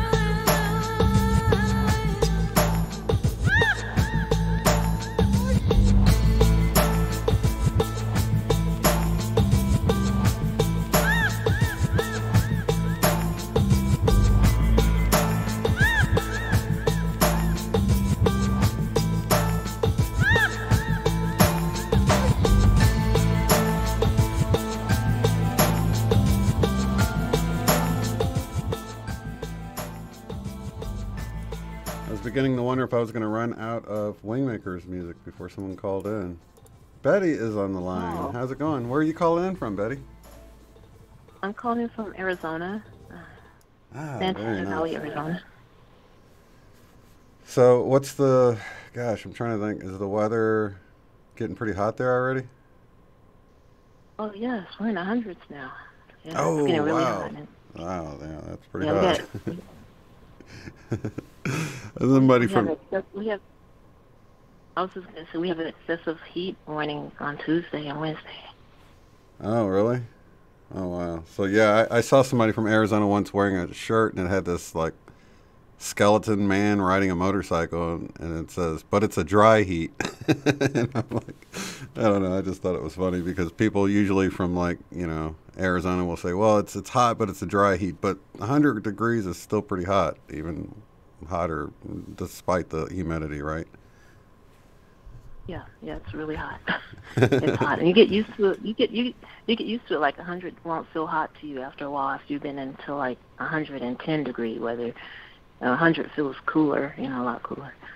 Yeah, I got up in an attic once to put an antenna in it, and it was 100 and something outside. But when I went into the attic and came out, I was soaking wet. I was only in there about 3 minutes, and it felt great to be out in 100 and something degree weather after being in an attic. So I know exactly what you're saying. Yeah, it's crazy. So yeah, I was gonna. Sorry, there's a little bit of a delay, so it gets kind of. I wait, and then I'm like, I better say something. But you know, the delay is kind of awkward sometimes. But how long have you been listening, Betty? I've been listening, I think, for about a year. I think a year or so. I really don't really know because things, I don't know, they speed up and slow down. So I believe it's been about a year. But you've introduced me to, several people, through your show that I really appreciate. They've helped me out a lot on my journey. And very grateful awesome. for that. Awesome. Yeah, it's like you get to looking around on the internet and you realize there's so much more going around, but there's I don't know, suppression, if you want to call it that. I don't really worry about it. People seem to find each other regardless of whatever they try to do to stop us from finding each other. And I don't ever worry about the numbers. I'm like, people seem to find me somehow, synchronistically or whatever. So I don't really trip off of it too much. Yeah. But yeah, it is a great group, and I'm glad so many people are coming around to finding this stuff out. Did you, were you a Mandela affected person before you came around, or did you notice the Mandela effect? What's your feelings about that? The Mandela effect? Yeah, I have noticed it, and I've had some personal Mandela effects, and I've been noticing, the changes for a long time. But yeah, I've had things disappear, and oh wow, yeah, I've had other people talk about that too, like stuff disappear and then show right up in a weird spot or something. And so you've been, did you even know about the Mandela effect before you noticed stuff like that, or did you kind of find out about it after and you're like, oh, that's what's been happening? Well, all my life, weird things have been going on, so I just, I don't know, I didn't know it was a Mandela effect. It happened around 2012 or so. Mm-hmm. I started, noticing it more. But yeah, but every time I read something about it, it's always those same things, like those Bernstein Bears and things like that you just hear over and over again. And the most interesting thing to me about it is the people that disappear and come back, that are alive again and leave again. That's interesting. And the changes with the body. Yeah, the anatomy changes are a trip. The global changes are a trip. The Rainbow Mountains. It's all like mind blowing on its own level, Trying to think, what celebrity did you see disappear and come back, or the celebrity? I can't really think of his name. He was in Charlie Wonka's. Charlie Wonka, the Chocolate Factory. Gene Wilder. Oh, wow. Wow, yeah. I remember that he had passed away, but then he was alive again, and now he's passed away again. I was like, wow, I was like, wow. When did he was it more recent that because I remember him dying a long time ago. I think I was even a kid, maybe 90s or something like that. It seemed like he might have passed away. Was it like that for you, or was that more recent for both of them? Yeah. Well, it was for him. He passed away like in the early 2000s, I believe. Mm-hmm. Yeah. And then to find out he was alive. And he just died I think a few years ago again. Wow. That's wild. Yeah, I hadn't heard about that one, but that is a trip. Yeah, I remember being young when he died and kind of being like, man, he didn't look that old. And I don't know. He just didn't seem like, that's wild. That's weird. I don't know. And then, like, you know, name changes is another trip. Like Joel Osteen, the preacher, like the L leaving his name, and people don't notice. People still spell it the old way. And they have no idea that it's changed, you know. There's a lot like that. Yeah, but then there's some people that notice it, and then the ones who don't notice it. I wonder, you know, about that. Are they the people that aren't, you know, they call empty seaters, or why they don't notice it? Yeah. But I can't talk to it about this stuff with anyone, honestly. There's really, like, nobody I can talk to about it. You know, they say that, you know, they live in the real world when I try to tell them stuff.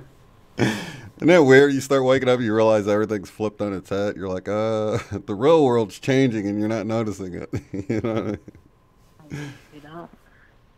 I'm glad we have each other, though, that we can talk to. And just the whole Mandela Effect community, you know, I dig everybody in it. And a lot of people look to scarier things, and, you know, it's been a cool thing. Once I sort of shifted my perspective and saw everything was going to be okay and started thinking of it positively, you know, then, like, it seemed like more people were coming together and they resonated with the positive message more. And it was an awakening on a personal level for me just to see things working like they work. And, you know, I had never experienced, I don't know what it would have been like if I'd seen things. You know, I do remember things like disappearing on me and then, like, not being there. But, you know, I never jumped to anything metaphysical with that. I'm like, one of the kids took it, or it fell behind there, or, you know what I mean? It was just like, that wasn't even on my radar to even consider anything weird or out of this world happening, you know. Had things disappear. I had, like, a skillet that I used to, I'm putting this out there, all right? Okay, I had this well, it's kind of like a skillet. Because I used to burn things in it, like, once a year to make things just, you know, disappear. Like, you know, you write things down and then you burn it. Oh, yeah, you know, right. You know, the ritual. I used to do that, but I can't find that skillet anywhere. It's, like, gone. I don't know. It's gone. Oh, my God. That's wild. Now you're talking about a chunk of metal just disappearing. That's crazy. No, I don't mean like crazy. You know what I mean? It's like, I've seen that stuff happening a lot lately. And it's like, man, how often has this stuff been happening? And people are like, I used to be, where it's like, if that's not even possible, you're just going to assume one of your kids took it, or it fell, or somebody broke in and stole it would even make more sense. You know, like, why would somebody break in and steal the skillet? You know, well, it makes more sense than it disappeared, right? It would make more sense. But no, it's gone. This is a new house, and I had it under my bed, and it's gone. And nobody's going to break in and steal that, you know. Yeah. No, nobody would want it, you know. I mean, Yeah. it's not valuable. That's crazy. But I That's guess wild. it's just, like, even the universe telling me that I don't need to do that anymore, you know, to get rid of things. Yeah, that's exactly how I would have taken it. And that's, like, different than a couple of years ago. I would have been, you know. That's why I tell people, I'm like, I'm a completely different person with the way I view things now. And, like, I have the Mandela effect to thank for that, because it really pushed me back to my right brain. You can't figure out the Mandela effect with your left brain, with logic. There's no logical solution. You have to go into the supernatural. You know, there was just, I know a lot of people point it to CERN and stuff like that, but that doesn't really make a lot of sense when you dig deep and you see how things seem to be micromanaged. Like what you were just saying, here you have the specific item that you use for a specific thing came up missing, and it's clearly pointing at something very specific. Hey, you don't need that anymore. That was a tool. It served its purpose. Get rid of it now, or whatever. And you found that deeper meaning inside of the seemingly crazy stuff happening. You know what I mean? Right. I'm not a big talker, Shane. I hope I'm not boring people. Oh, no, you're awesome. No, I appreciate you calling in, and let me see.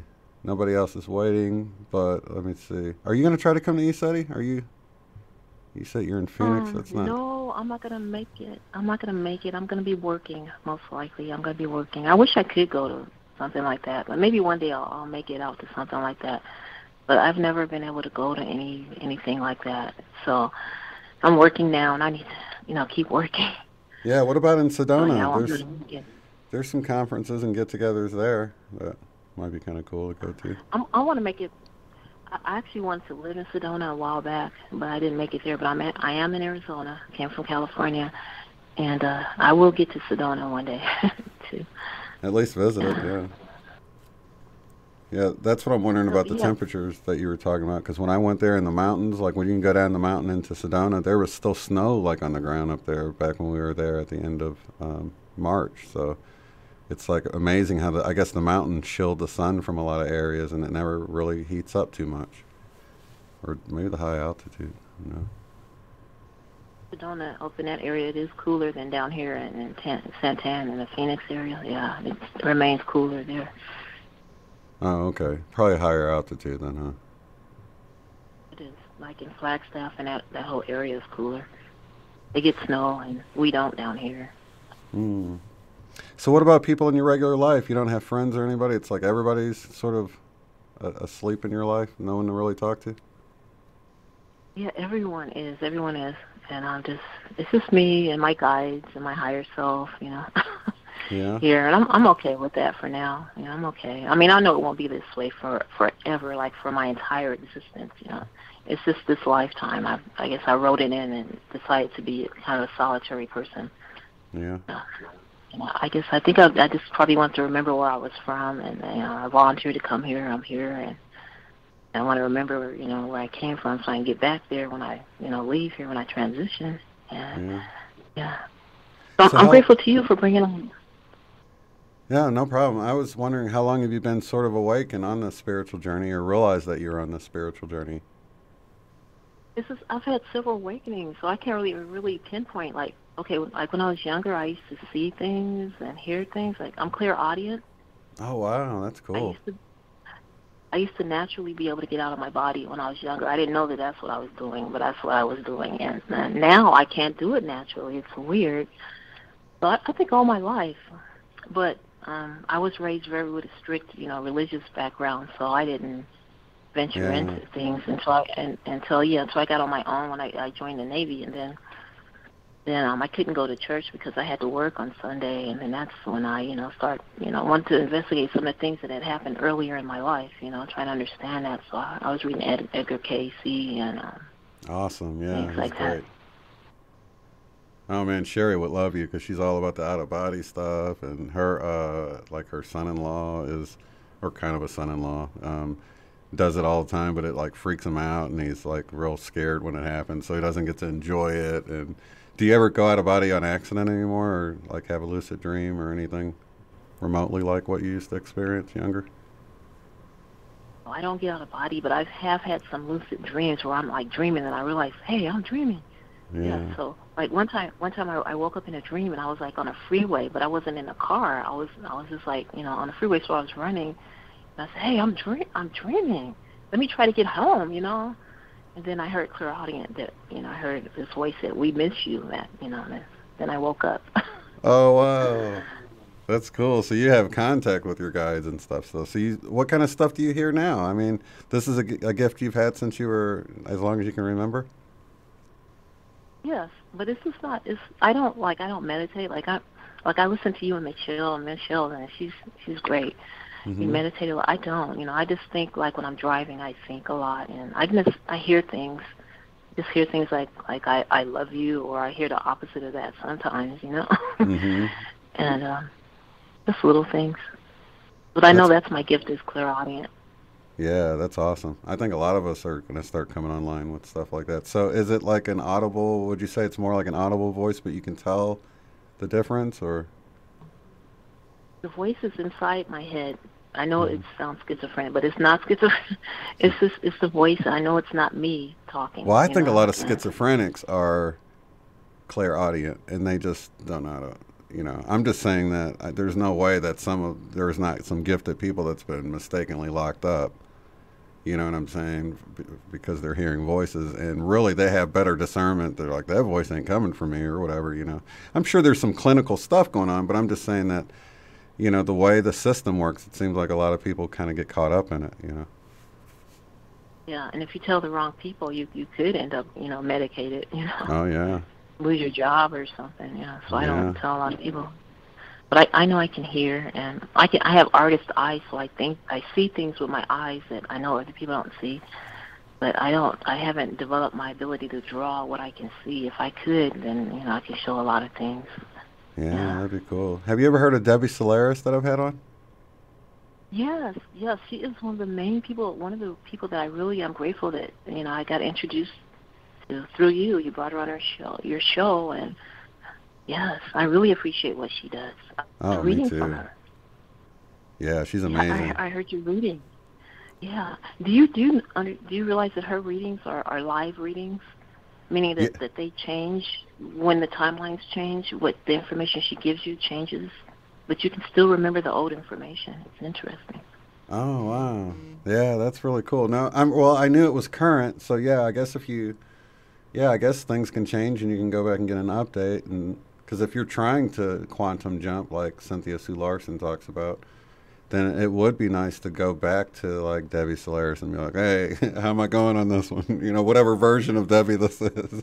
Did it happen to another time? Because I know people think of the whole timeline thing. I really think we're just, you know, playing inside this one theater, and I think it's just hard to explain. I think it's just waves of things changing right in front of us. Like you've experienced, you know, for a while, longer than many of us have. But a lot of people have noticed that for decades they've seen stuff change and no one else notices. And it's like, I don't know. Yeah. I just can't imagine.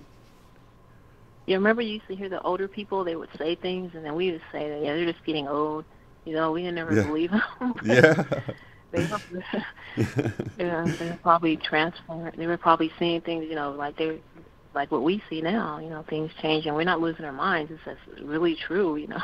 Yeah, absolutely. And I've said that many times. I'm like, you know, I'm so glad we have this channel on here, because if somebody's like looking into something, like secretly on their computer, like, look, I don't remember the JFK car having 6 people in it or something. They come across a video and we can set their mind at ease. To me, that means the world, because if I was getting old, if I'm like 80 and I'm like, wait a minute, that changed, and I'm looking something up and I come across other people, that would give me such peace of mind over, you know, because you have to wonder, am I losing my mind? Because I remember this and now it's this, and never has been what I remember. So, yeah, I think that could be pretty scary. If, you know, that's one of the reasons why we're writing this book, because so people can hand it out to older people that aren't even on the internet, and they can just read it and get it that way, because a lot of people aren't even on the internet, and it's just not spreading as fast as I would hope, I guess. I didn't know you're writing a book. Yeah, Eileen and I, and along with Paulo, he's another YouTuber, Spirit Walker YouTube channel, along with Vanessa VA, the 4 of us got together and we're writing a Mandela Effect Friend or Foe book. It's been through editing. We're working on the final layout and all that, and we're hoping to have it all ready to go by even having some at ECETI when we go to that. But it'll be available on Amazon or wherever. It'll be available online somewhere. Great. That's great. I didn't know you were doing that. I hadn't heard about that. Yeah, but, you know, I always wanted to ask you, you know, your entry where you show all the different Mandela effects on your channel. I was wondering, could you just do a video with just showing all of that? Because it goes by so fast. Some of the stuff I didn't even know, but it's very interesting. Oh, yeah. Actually, I have that. I posted that picture on, are we friends on Facebook? Do you do Facebook? No. Yeah, I do, but I rarely go there, though. But yeah, me too. But I did put that image on there. I was just going to tell you so you can actually open it up and really study it, because I put little lines. I was going to actually do that on my wall, but I didn't want my wife to think I lost it like some kind of murder investigator, and I've got all these little things printed on the walls with strings making the connections. But yeah, I like sort of make connections between, you know, there were so many little things like, you know, Sally's beauty supply is Sally, and Sally Fields, and Sally Field, and then her quote that had changed, and then she's the mother of Forrest Gump, and we all know that change, and that's Tom Hanks, and Tom Hanks also plays the part with, you know, Houston, we've had a problem, and Houston, we have a problem. That was a flip-flop for me. So there was all of these connections, you know, and I just, you know, S's missing or S's added or thes added or taken away, and so many little things that were just mind-blowing. So I wanted to sort of create this board, and I couldn't fit nearly like all of them on there. You know, that's just like a small selection. But yeah, it's crazy. It's fun to look into it. It is, and it would be neat if you made a video of all of that and posted it. That would be probably a very popular video to see, you know, all those connections lined up. I would love to see that. Also, you were Mandela affected. Your logo was Mandela affected. Oh yeah, yeah. Some people remember having an @ sign in the middle, like on the line. Yeah, it was yellow. Yeah, it was yellow. It was yellow. That is a trip because, you know, it was funny because somebody said that to me. I'm like, that's so weird you said that because I actually added one on there. I never even saved the image. I can't even prove that I did it because I put it on there and I'm like, nah, that's too much. I'll just go without it. And so evidently some people remember it, even though I never did it that way. That's a mind-blowing thing in and of itself. Does anybody else remember the gold? It was like kind of a... It was kind of a athletic gold or yellow color, like what they call athletic gold. Bright, yeah, very bright yellow, yeah. Yeah. Yeah. That's so wild. I wonder if anybody else in here remembers that. Do you guys remember an @ sign an and sign? Sorry, an and sign on that. It was right on that brown line, right in the middle. Is that where you remembered it? Sort of in between the two lines of words. Right. Yeah. Right under biased. Yeah, unbiased. It was right there, right. So I think that was an old timeline. I don't know what happened there, you know. That's weird because, like, in my life, I, like, considered it and didn't ever do anything with it. I didn't even, you know, I looked at it and didn't even, like, export a picture of it out. I just decided against it, and that's just wild. Do you know if that was before I added all the background stuff? I don't know. Probably. I don't remember really now. Right. My memory is like, I don't remember. I just remember it was there, and I was like, oh, he changed it. He took that away, you know. And I didn't think about it, and I was like, oh, that's a Mandela effect. When I heard you talking about I heard you talking about one of your shows, like, oh, wow. Yeah. That's wild. Yeah, that's so crazy. Yeah, April says she feels like she does. Remember it? Yeah, people remember something I never published. Yeah, I'm just clarifying that with Megan. She's like, yeah, that's wild. So have you noticed any other personal ones that is worth mentioning? Yeah, I had a picture of my son. I wanted to blow the picture up and put it on the wall. And then it was a picture of him kneeling in front of a tree. And I put it with some other pictures. And then, so now I can't find a picture anywhere. I mean, the pictures is gone. But there's another picture of him that was in a group of pictures that I took of him when he was like around 5 years old.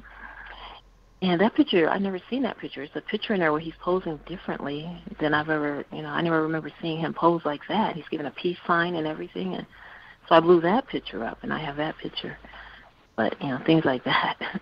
Yeah, I want to inspire people. Go look in your old photo albums and see if we had spots where pictures, it looked like somebody just stole the picture out of there. Now, maybe they did, but I was also missing pictures that I was expecting to see, and they're just gone. And, it, you know, the glue and stuff doesn't even look like in picture. You know, when it ages, you can tell that glue that kind of holds it back there would have had like a mark where the picture used to be, but it looks like it's not even missing any images, like they never existed. Like we just skipped little areas throughout our photo album and didn't put an image in there. And I don't really think that happened. I think that is evidence that we're, like our timelines are like collapsing. That's what I believe is happening, and we're going to the correct one. Like Debbie Solaris says that we were in a timeline, an old timeline, where I think the Illuminati, those people, well, I don't know if I should say their name, anyway, that they were going to try to destroy the planet around 2012. And it wasn't her that said, it's a cosmic agency that says that said that they were going to do that. And we got saved by the Taygetians, Pleiadians, that saved us. And so we're in a different timeline from that. That's so wild. Yeah, I love the cosmic agency stuff. I'm always excited when they put something else out. When Gosha puts something else out, and it resonates so much. A lot of the stuff is like ideas I thought I got in my head, and then I realized after watching her stuff that they were downloads. I'm like, wait a minute, that's totally what I got, you know. And I just kind of felt that's what I settled on, you know. I'm always on the fence about stuff, like maybe, but that's kind of what I'm leaning towards. But I don't ever get too sucked into to anything, you know. I try not to anyway. Well, with Debbie Solaris, when I got a reading from her, she said I was from Taygeta, and so now with Cosmic Agency, you know, doing the information about Taygeta's society and everything, it's real fascinating. I don't have any real memories like that. I have some memories, but not very detailed memories. Yeah. Have you considered doing a BQH session? No. But I mean, QHHT? I might would. If I did, I would like to do one with you probably one day before you get real expensive. You know, after a while, people get really expensive. I mean, yeah. Yeah, I guess the prices do go up. I charge $111, so it's. Yeah, I better get in there before you get to your $300. Well, we can do it online and over the phone, and you get a recording of it. So, yeah, if anybody's interested, just send me an email. I really don't do that many of them, a couple a week maybe or something. But yeah, it's completely private too. So, I mean, you don't have to share anything unless you want to. You know, I don't want anybody to think, well, I've heard them play stuff before. I don't want them playing mine. It's not like that at all. It's only if people want to share it. It's not like I'll just start playing people's stuff. So, yeah. I'm gonna read more about that and do it. But you know what? Dolores Cannon is the first person I heard of that was doing the hypnosis. And I actually called, you know, when she was still alive, and wanted to get a reading from her. I was like, I got to get a reading from her. She's great, right? So, yeah, I called, and she had like a year-long waiting list, and it was like about $300. I think that's how much it was. She had a year-long waiting list, and I was thinking, no, I felt that she wasn't going to be here, you know? Yeah. And, yeah, she passed away, you know. I would have loved to got a reading from her. Yeah. I thought about the same thing. I was like reading her books. It's like when I first found out about the Mandela effect, I guess somebody posted a video and they were like, you want to know what the Mandela effect is? Watch this. So I'm watching this video and it's about her and she's talking about all these earth changes and stuff, you know, and then I ended up getting her book and reading the 3 Waves of Volunteers. And then there's this one part that really sounds like she's talking about the whole, just the shift in reality, change in reality to wake up, you know, humanity to their real power and all this. And I'm like, wow, now that sounds like the Mandela effect, you know, making material changes to our reality. So then I just kept reading her stuff. I had no idea she'd already passed away. I could feel her, like when I was reading her book, but I didn't realize that she's still involved with, I mean, you really can connect with her, you know, and you can hear her voice and stuff. And, you know, many people have done this. And I don't know how the heck a single person like her can communicate with so many people. Time must not be anything like what we assume it is, you know, because there's multitasking beyond our imagination on the other side. Yeah, she's really expanded. There was a lady that you had on, that the lady that did the interview of you. She did an interview of you. Oh, Candace Kroll Goldman?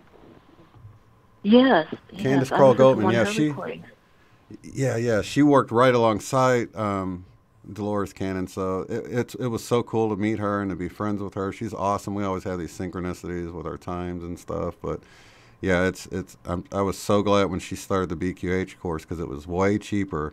Like it was like over $1,000 when I was going to take QHHT, and then she came on and she actually gave I think 11 viewers the course for $111. I'm like, man, that's really why. Instead of getting people to have a session with me, which is great, I try to get people to take the course and learn how to do it so they can, you know, do it all the time with family and stuff like that because it's such a useful tool.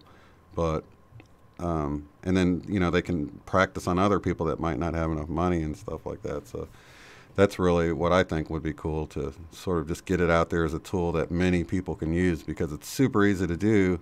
And it really works, and I'm glad I did it because it's like mind-blowing when you actually see the things happening that you read Dolores Cannon talk about. And when you read her talking about it, it's like, how is that even possible, you know what I mean? But when it happens to you, it's a trip. I do want to look into it. I want to read, I guess we'll look at some of your videos where you explain it more, and then I might look into getting that. Yeah, so...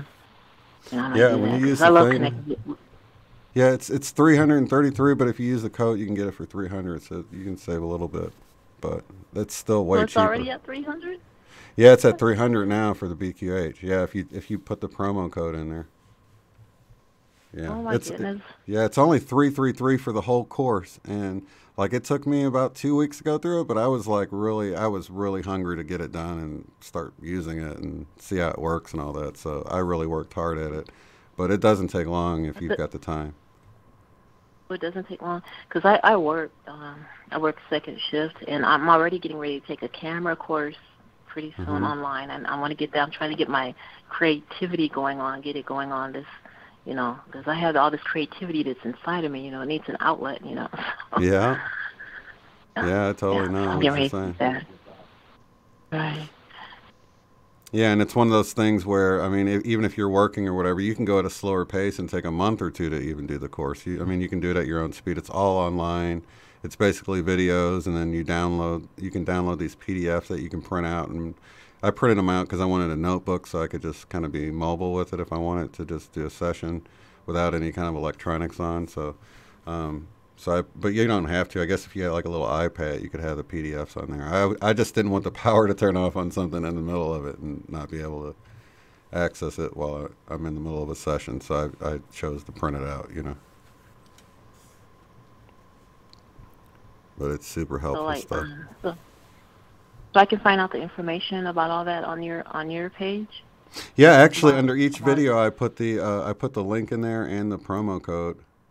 It's like really the only thing I really try to push that's outside of the channel, just because it's just when you see it happening and working and you kind of realize it's like not even really you. You're like, oh, it's not even me doing this. There's like this whole, well, because you interact with your guides and stuff, but a lot of people have no idea their guides are like always there helping them, and they're just sort of these invisible helpers but when you actually interact with them and you're like, oh my gosh, they're really here all the time, and you can feel that love coming through in the session. It's really profound.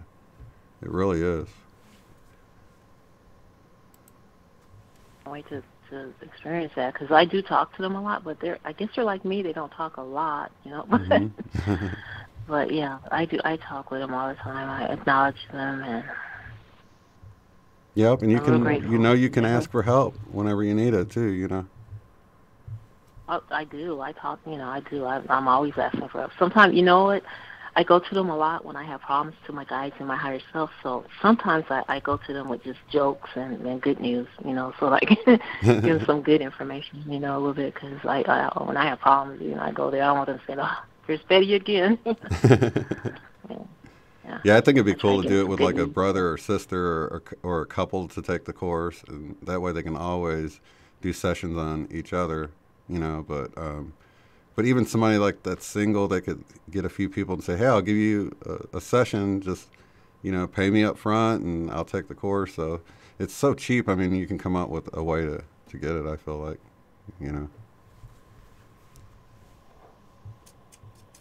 And it's cool that you can incorporate all your own gifts and stuff into it, where QHHT is a little stricter. You got to be in person. You have to follow things real strictly. If you're already if you already got some kind of tool you practice in, they can write you out of they won't put you in the directory if you're mixing your own stuff with it. So I like that flexibility.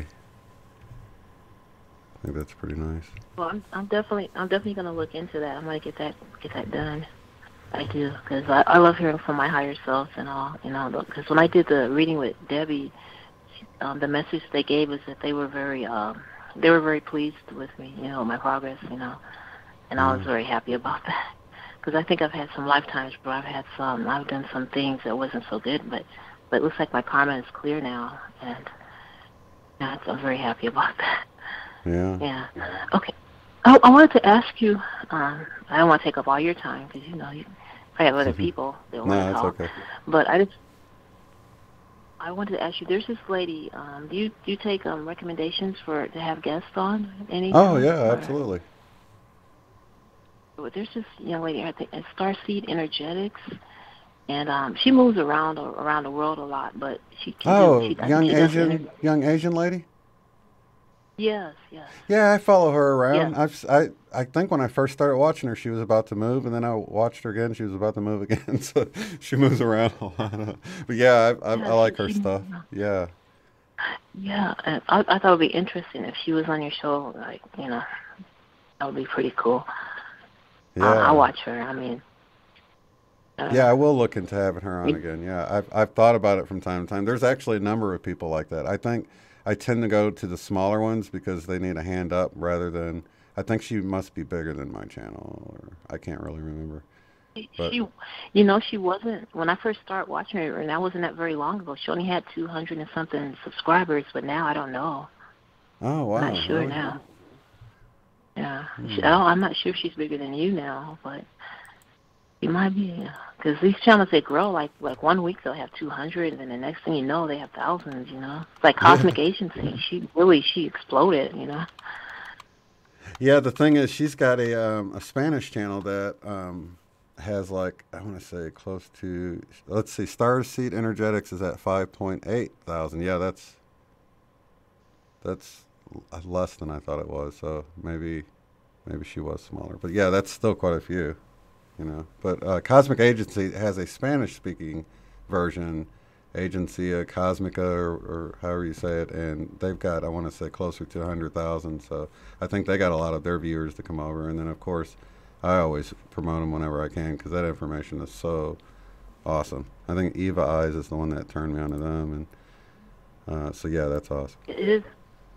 I can't wait till I have the bell, I have it set, so, in case she drops a video, So Yeah. Yeah, I'm always glad she puts out a post and lets you know what video is coming so you can know to be looking for it. Yeah, it's really nice of her. But yeah, I need to have her back on. There's so many people that, I want to share with the community, and I guess I need to do a better job at getting out and finding them. Well, you do real good. You introduced me to some good people. It helped me find out, who I was, because I wanted to know, and where I was from, and it's just great. I mean, you're just a real gift here.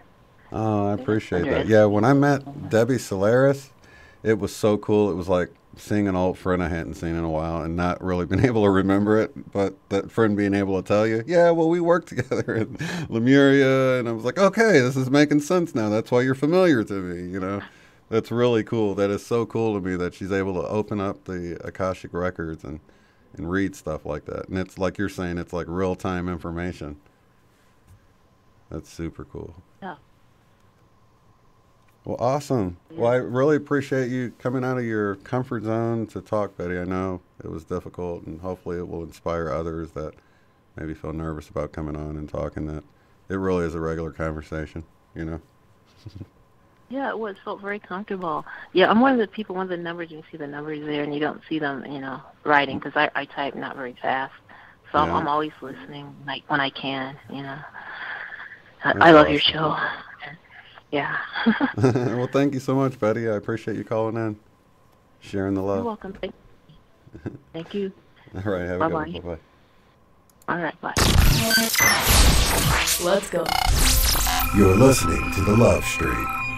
Unbiased and on the fence.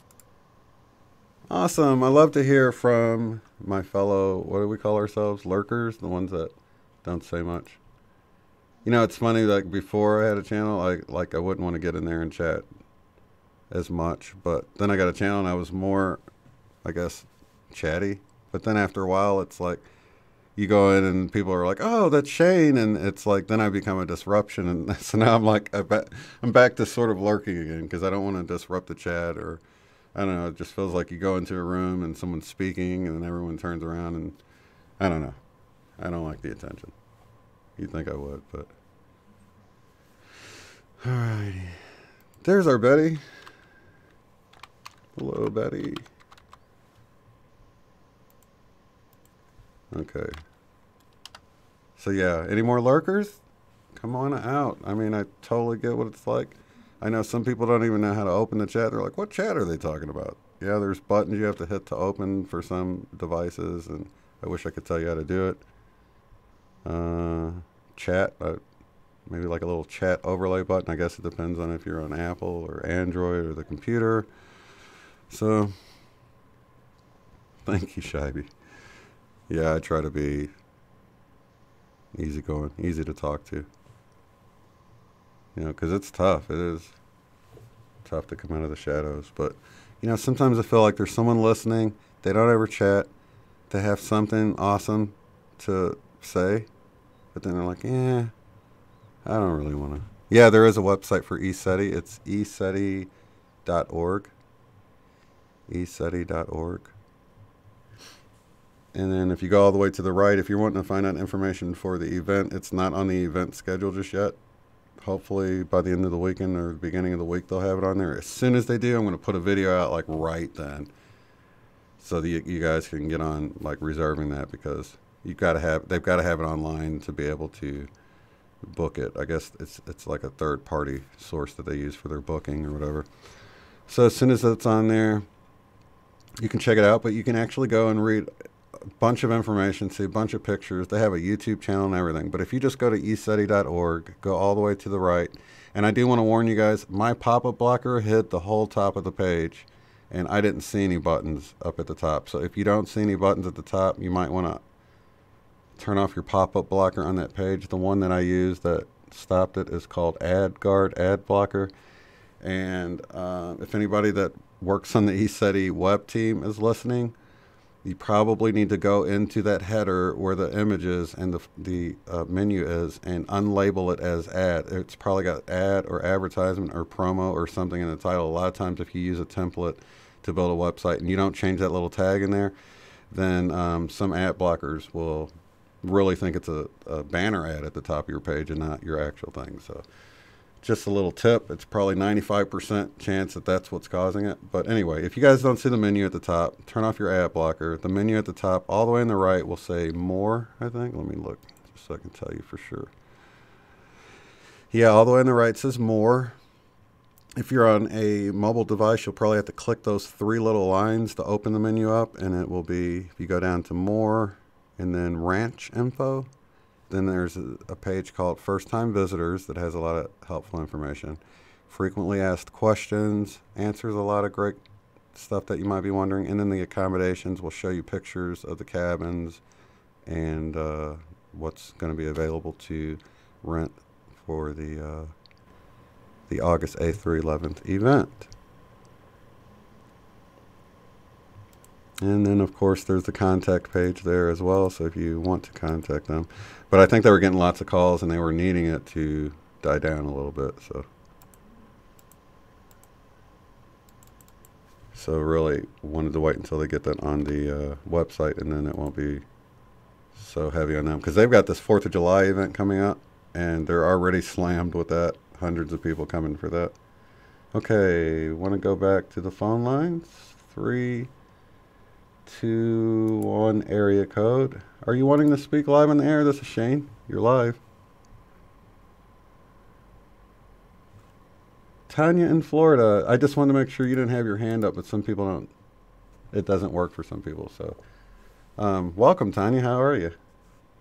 Hi, I'm good. I had called a few months ago, and you were the one traveling, right?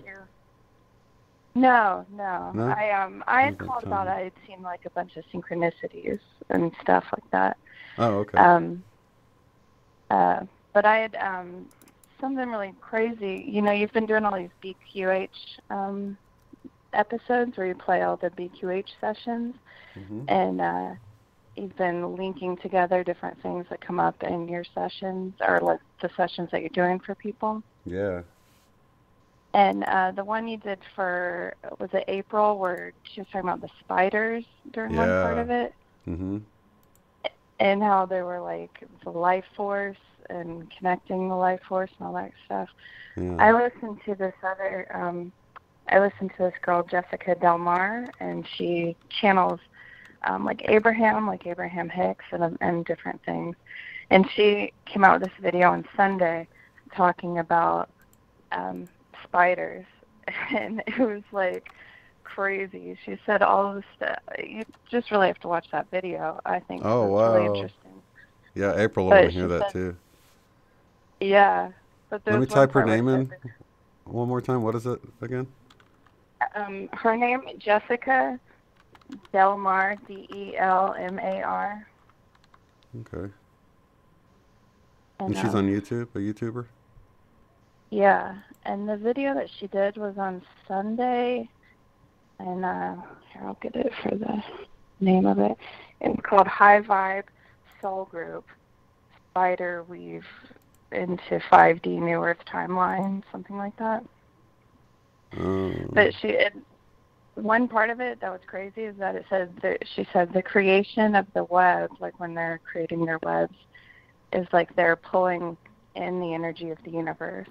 And she said the creation of the web is the energy of the universe being expressed in sacred geometric form, and just all of this stuff that seemed to line up with that BQH session that you had done with that one part of it that came through about the spiders. I thought it was so crazy. Yeah, absolutely. Okay, so it's the High Vibe Soul Group June New Moon. Is it that one 4 days ago? Yeah, the June New Moon, yeah. Okay, perfect. I'm gonna put this into the chat so nobody else has to come find it. Let me see here. Copy this. Yeah, I thought it would be interesting for everybody to check out who would listen to that BQH session, just because, like, it's just so cool how you're making all these connections, like how you were saying, like the water flowing backwards, all these different things that you're noticing. Yeah. But then there's like connections that come through on things that other people are getting that match up with things that you get that come through. You know what I mean? It's just like, it's crazy, all the connections. But I just thought it was really interesting. Yeah, and it's hard for, when I see it in a session, then we don't talk to anybody, and then there's a completely different session. I know those two people didn't talk, or even though they were both having a session, and then then you watch a video that has nothing to do with you, and they're showing something from one of your sessions, or like what you're talking about, this other person that is channeling and getting information a completely different way, but it all aligns. And okay, April said thanks, so she got the link too. That's the link right above you there, April. I'm going to go watch that. Yeah, I thought she might want to see that. I had been really busy this week, and I'd meant to, put it in a comment or email you, and I just never got to it. But I was like, no, this is super crazy. It's interesting, all the little things that add up, But it's just very interesting anyway. But she was just she kept seeing all these spiders, and it just kept, she was on vacation or something. She's like, okay, what's the deal with all these spiders? What do you guys want to tell me? And then all this information came through. I was just like, whoa. But it was some of it was almost the exact same wording, how it's the energy of the universe and making connections, and that's kind of like this too, making little connections, adding things together. This is what we're doing, and then making this grand, I thought it was really crazy and interesting, but I thought everybody might want to check that out. Definitely. What part of the country are you calling from again? Did you say? Outside of Orlando. It's Titusville, Florida. It's right across Florida, that's right. From, right across from where the shuttle used to take off. Oh, wow, okay. That's the Panhandle side, right? No, the other side. Oh, it is? Oh, okay. I always thought it took off from the Gulf side. No, east. Yeah. Okay, so the real ocean. I always used to crack jokes about that because I'm like, I want to go on the other side. I don't feel like the Gulf is the real ocean, but it really is. Yeah, we would go to Panama City, I think, and Montego Bay. Well, that might have been a restaurant. I can't remember. I was like a teenager when I went, but it was awesome. I loved it down there. I love walking out on the beach and seeing the ocean. It's so breathtaking. Yeah. Well, what is cool about that side, there's some places I want to go to, because over here, it is the ocean. You're getting all the shells are being broken up by the waves and everything, but on the other side, they're not. So you can find really big, pretty intact shells because they haven't been broken up by the waves and everything. So that's on the Gulf side. So is it possible that you might make it out to ECETI this year? I really would love to. I think it would be so cool, but I'm kind of low on the money situation, so I don't know. But I listened one night, on a Saturday, when you guys were talking about ECETI and putting out the intention that maybe everyone could come who doesn't know how they could make it. You know what I mean? I thought that was really cool because it sounds very fun. Who knows? Maybe, but Shira was asking. Yeah, Yeah, Shelby was asking no. in chat, so. Yeah, put it out there and trust. I didn't think I'd make it to Sedona. I'm like, if I'm supposed to go, I'll be there, and then, you know, people helped out, so. Yeah, and that's kind of what I'm doing. My nieces and nephews are going to Beach Mountain in North Carolina. I went there last year and really liked it, so I think I'm going to try to visit them again and go to Asheville, because it's only a few hours away, and that they say has like vortexes and really cool energy in Asheville too. So that's my first little step of not having any money and trying to make something happen that I want to. But like with tonight, like before when I had called you, I had said that week, I was like, well, I'm going to call. So nobody called. And then like nobody was calling. And then today or like this week, I didn't think about it really, but I was like, oh, I might call Shane and tell him about that spider thing. Maybe, I don't know. I was thinking it. And then like nobody was calling for a long time. I was like, oh man. Okay. I just don't have to call.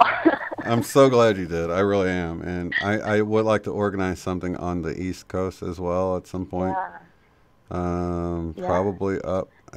Is the area you're talking about the area that Pira, I'm sorry, was talking about, that she lives? Were you on the call or that night she called in? No, but I know that people have brought up things before and said, I think there's some people in Orlando and some other people around Orlando, and I remember it's been talked about before, but yeah, I'm like, 40 minutes from Orlando and on the East Coast, but basically central Florida. But I know that at one point I'm going to go to one of these, wherever you have it, because when you guys went to Austin, I have a lot of family in Austin, and I was actually in Texas like the next day, but it wasn't in Austin, but it was close by, and I was like, I don't know, it was killing me that it was in Austin, because I was like, I've been to Austin several times, but I know that at one of them it's going to work out for sure, because I just know that it will. Like, I'm always listening, and I'm more on the lurker side, and I'll think of things you'll say, and I'm like, oh man, but the spider thing, I was like, okay, I have to say this is crazy. And it's like, I don't know, like making connections that other people aren't see. That's what we're supposed to do, is kind of help out with the little pieces that we see, Yeah, and I always feel like if we have a get-together and somebody was at the previous get-together, they're sort of carrying the energy of the whole group to the other group. So not everybody has to make every get-together, is what I feel like. Sort of like Megan and her crystals. She keeps them together, and they've been around the world, or been with crystals that's been around the world. So they carry that energy with them, and we're sort of like crystals. So I feel like, as we meet up, we'll have people from the previous group, and I'd love for people to organize even smaller ones that, like a Florida group, but that would require someone sort of doing like Angie did, and like really taking up the reins and doing it all, because I can't really do all that. Yeah, for sure. Yeah, no, I like all that. I'd be into that. When you said crystals, it reminded me, this girl, Jessica Del Mar, I'm on her like Patreon, and I had bought like a light language transmission, like she had written it out, and it came through, and it said like the energy of Lemuria came through, and I have a Lemurian seed crystal, so I kind of just set it on top of it. I had printed it out and set it on top of it, and then like I think it was the next day or so, I had these two little pieces of amethyst that are on my dresser, but in the center of it, and this was over to the side, and they were both sitting on it. They had like moved over and were now sitting on top of this, where I'd printed out the light language transmission, and where my Lemurian seed crystal was on top of it. I'm like, I didn't do that. That's exciting. I've seen videos like that, though, where it's like you see something, like they'll have their cameras rolling, their paranormal cameras rolling, and then they'll look at it later, and they'll like be scrubbing through it real fast, and they're like, that thing is slowly moving across the table. You just can't even tell until you speed it up. Yeah. So now I'm like, okay, I guess I'm going to keep those crystals together. I guess they're supposed to be together. Got it, put them there. I'm like, okay, well, that's crazy. Sherry's mentioned ARE. Isn't that the ARE? That's the Casey Foundation, isn't ARE? She said that's a yeah. block from the beach. Maybe we could meet up that way. I don't know how far north where it is. Daytona Beach? I didn't hear you, sorry. Yeah, she said, I'm trying to, where is that, Sherry? What state or city is that in? Oh, okay, it's the Edgar Cayce Association of Research and Enlightenment. Edgar Cayce's. Yeah, but what place is that? Because I thought Tybee Island, I don't know, that's like near Savannah, Georgia. Outside Savannah, yeah. Yeah, that would be kind of cool, and it would be like the people in Florida wouldn't have very far to drive, but it'd be a lot closer for people up north, like in Virginia or wherever they want to drive south. Yeah, I went to art school in Savannah. I used to live there. Oh, really? Yeah, it's beautiful. Foundation. It's very cool. Yeah. Yeah, I loved it there on Tybee Island. We lived in Atlanta at the time, but that was like the best, closest place we could go to. Okay, Virginia Beach, Virginia. That's pretty far north. Beach. Yeah. But I mean, definitely, I've always wanted to go to the ARE, so I need to go there anyway. Yeah. But maybe a couple on the East Coast would be one up north and one down south. Yep. Yeah, multiple ones, yeah. I wish I was better at organizing stuff, or had like a group that were good at organizing it, and we could, designate people in each area, maybe somebody with land, like James Gilliland, like he's got all this land and he can host this thing, or like Angie, where she kicks out her boyfriend and the animals and just lets her right into her home. No, I don't expect anybody to do that. It'll happen. It'll get there eventually. Something else kind of on that I thought about, how people say like the light workers are supposed to be like the lighthouses and keep up the vibe for everyone else. And something I thought of this week is like, well, being the lighthouse keeper is not supposed to be like super lonely. Isn't that the way it's always like the cliches, like the old lonely guy? Because that's how I feel. And I'm like, oh, that's very fitting, because you're like having to do this, on your own, or maybe only a couple others there with you. And I don't know, I just thought of that this week. I'm like, that's how I feel, like lonely in the lighthouse. But I don't know. That's what I just think. Thought of that, That's after I went to Sedona the first time, I felt this pull. Like, I don't know, we all went out that one night and we all meditated on the rock, and we were looking for, some type of craft or something. We did see some shooting stars. Some people thought they were craft, and I don't know. I'm on the fence about it. It could have been, I don't know. It's just, we did see lights in the sky, you know what I mean? And they were really cool. And, but just that togetherness in that moment, and I really savored it and thought, I know this can't last forever, but I'm going to really take it in and really be in the now. And it just done something to me to be around other people. I hadn't really felt like that since I was in church, but without all the judgment and stuff was kind of cool, because it wasn't, it was just like all these loving people that were coming together, and it really wasn't any, I guess, oath you had to sign. It was just everybody was there with their, under their own control and not being forced to join anything. It was just, we were just loving people, hanging out, wanting a better world. That's and very cool. Yeah, and then, all these activations started happening for people where they just felt like something got turned on inside of them when they met with the group, and they just came alive, is how they explained it. So it felt like, and then I've had sessions where it, you visualize it like that, where we come together, we get brighter, we take that brighter light back to where we're from, and, it's just like a process. So it's an important process. So I have to come out of my comfort zone to do meetups. I'd rather just stay by myself in my house, like most people. I'd rather not get on YouTube. I mean, I love the Friday Night Love stream because I don't have to put my face on there, and I really would rather not. But, it's... We all have to do things that get us out of our comfort zone. So, sure. The meetup is a really cool way of doing that. And then it's a safe place. I know it doesn't sound like it when you tell your family, like, I'm going to go meet these people from the internet. Yeah.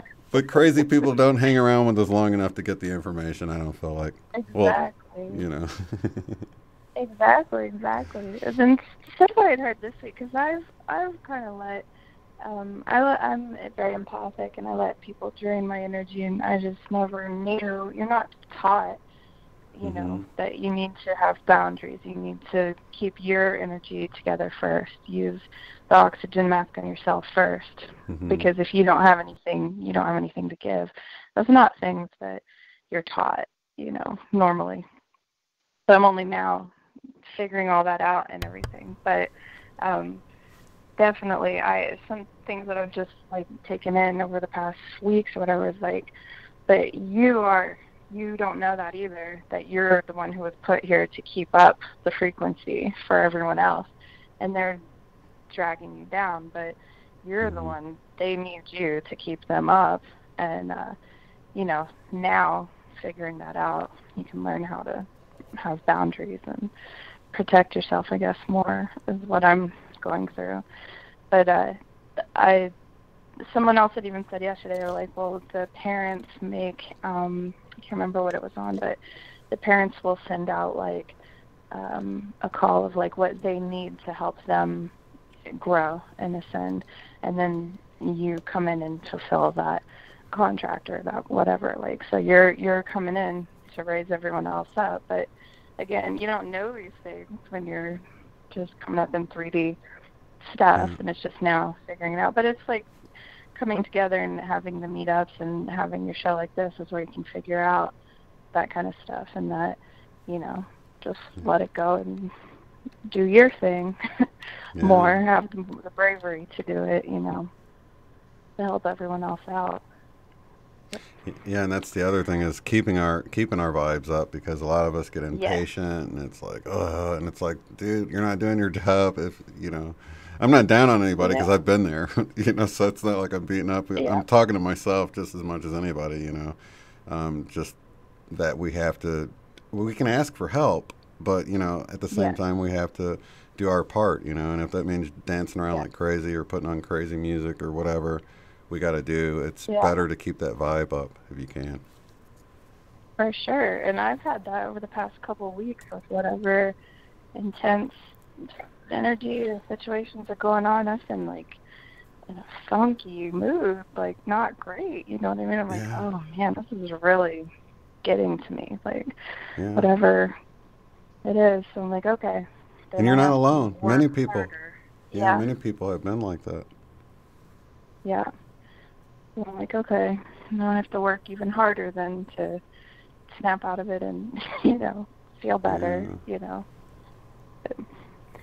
But I won't keep you, but I just really thought you should watch that video. It's just crazy, those little things, like, coming through. Like, 'cause I watch all your BQH. I definitely want to get that done. And I'm like, oh, I love listening to those.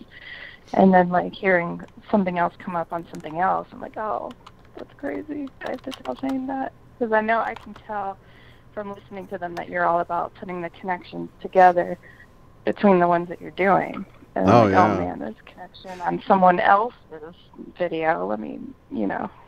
Yeah, I just pasted the link in there again in case somebody's just sort of showing up. She had found a video that kind of went along with April's session with the spiders or whatever. So that's what the spider link is. I just put in there.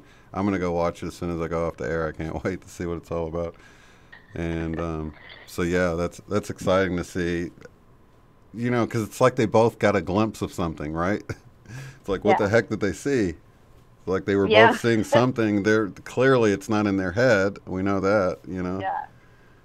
Yeah. That's well, really and neat. it's all that, you know, they say, like, as above, so below. Like, everything on the micro level is like a representation of the macro level. So if you look at the way nature works, if you look at the way smaller things work, then you can, if you meditate on it and think on it, you'll get a bigger sense of how things work.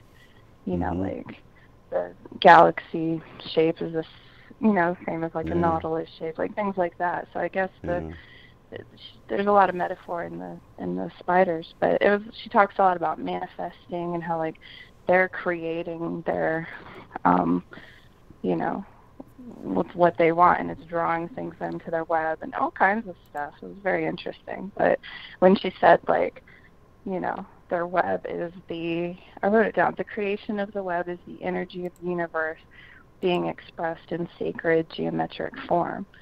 And then that's similar to, like, when April was saying, like, it was life force and all this stuff. I'm like, whoa, Yeah, then that's really cool when it's not word for word, and it's like just the way T. Taylor's and April's and Megan all had these similarities, but they were, described a different way, but you could still tell it was the same thing. I just love that. It is, yeah, because they say it's how they're going to tell it to you in the way that you have the reference points for it, in the way that you can understand it or visualize it. Yeah. So then everyone's info is going to be to how they see it. You know what I mean? So it's like putting it all together, and even if other people don't make the connection and see that they're saying something similar, and it's like, oh, this is what you're both talking about. It's cool. Well, it looks like she's all about all the stuff we're about, so I'm going to look into her. She looks a little bit familiar. I don't know if I've seen her before. I can't really tell from the thumbnail. But. Her voice to me sounds a lot like Aluna Ash. Their voices kind of sound almost the same to me, like when I've listened to both of them. But she is, very much like the same stuff. So I think, you would like it. But that one in particular is like, whoa. But like the other one, I don't know if it was that session. It might have been that same one where it was like the 7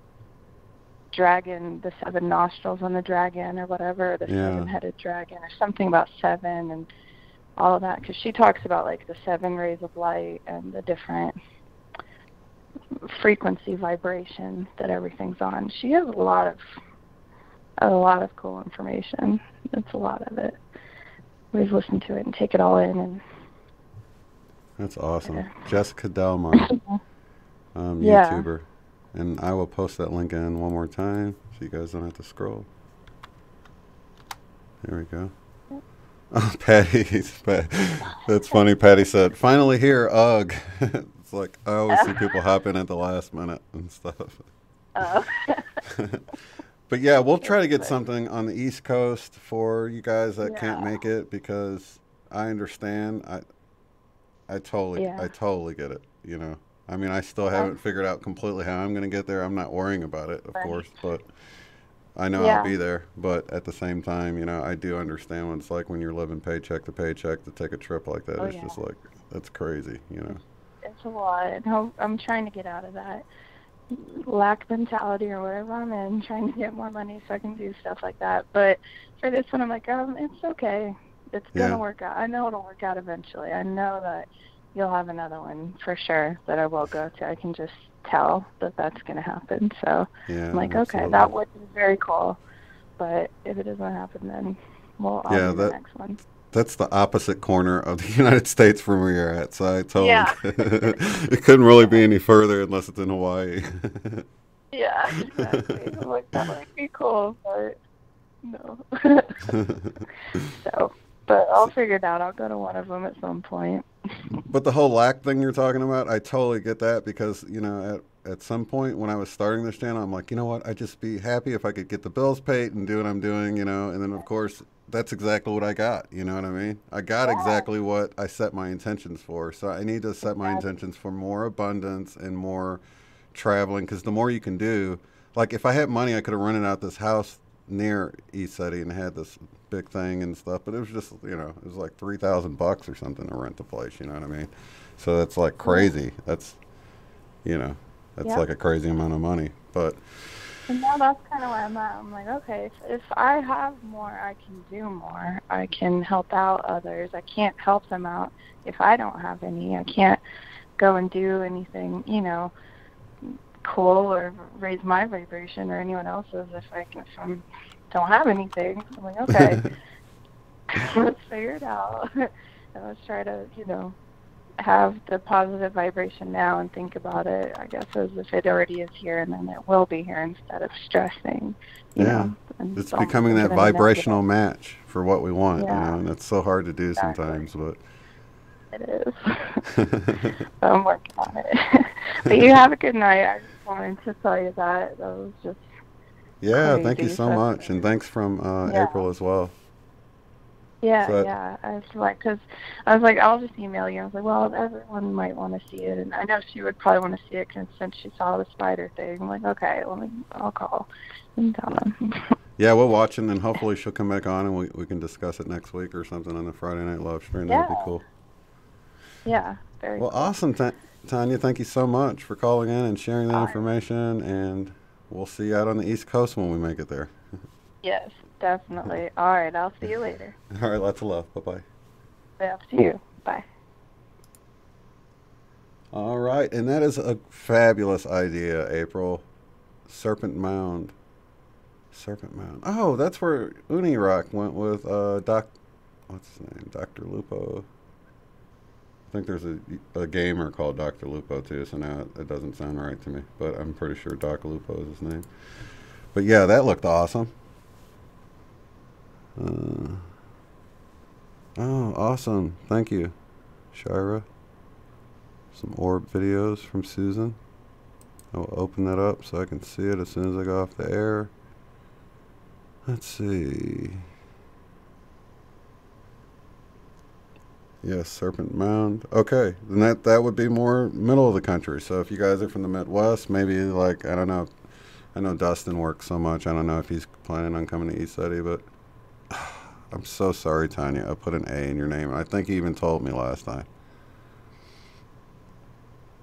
Apologies. Okay, so we'll be back tomorrow night, Eileen and I, and we're all getting pumped up for East City, so we'll probably be talking more about that. I'm a little bit at least, and then we'll have the video, and then I'll try to leave it alone a little bit, because I know people that aren't going are like, enough with the East City already, you know. But we'll have other information come in, and awesome, you guys. Lots of love to you guys. We'll see you on the next one. Have a good one. If you'd like to support the work I do, go to paypal.me/UOTF. Thanks.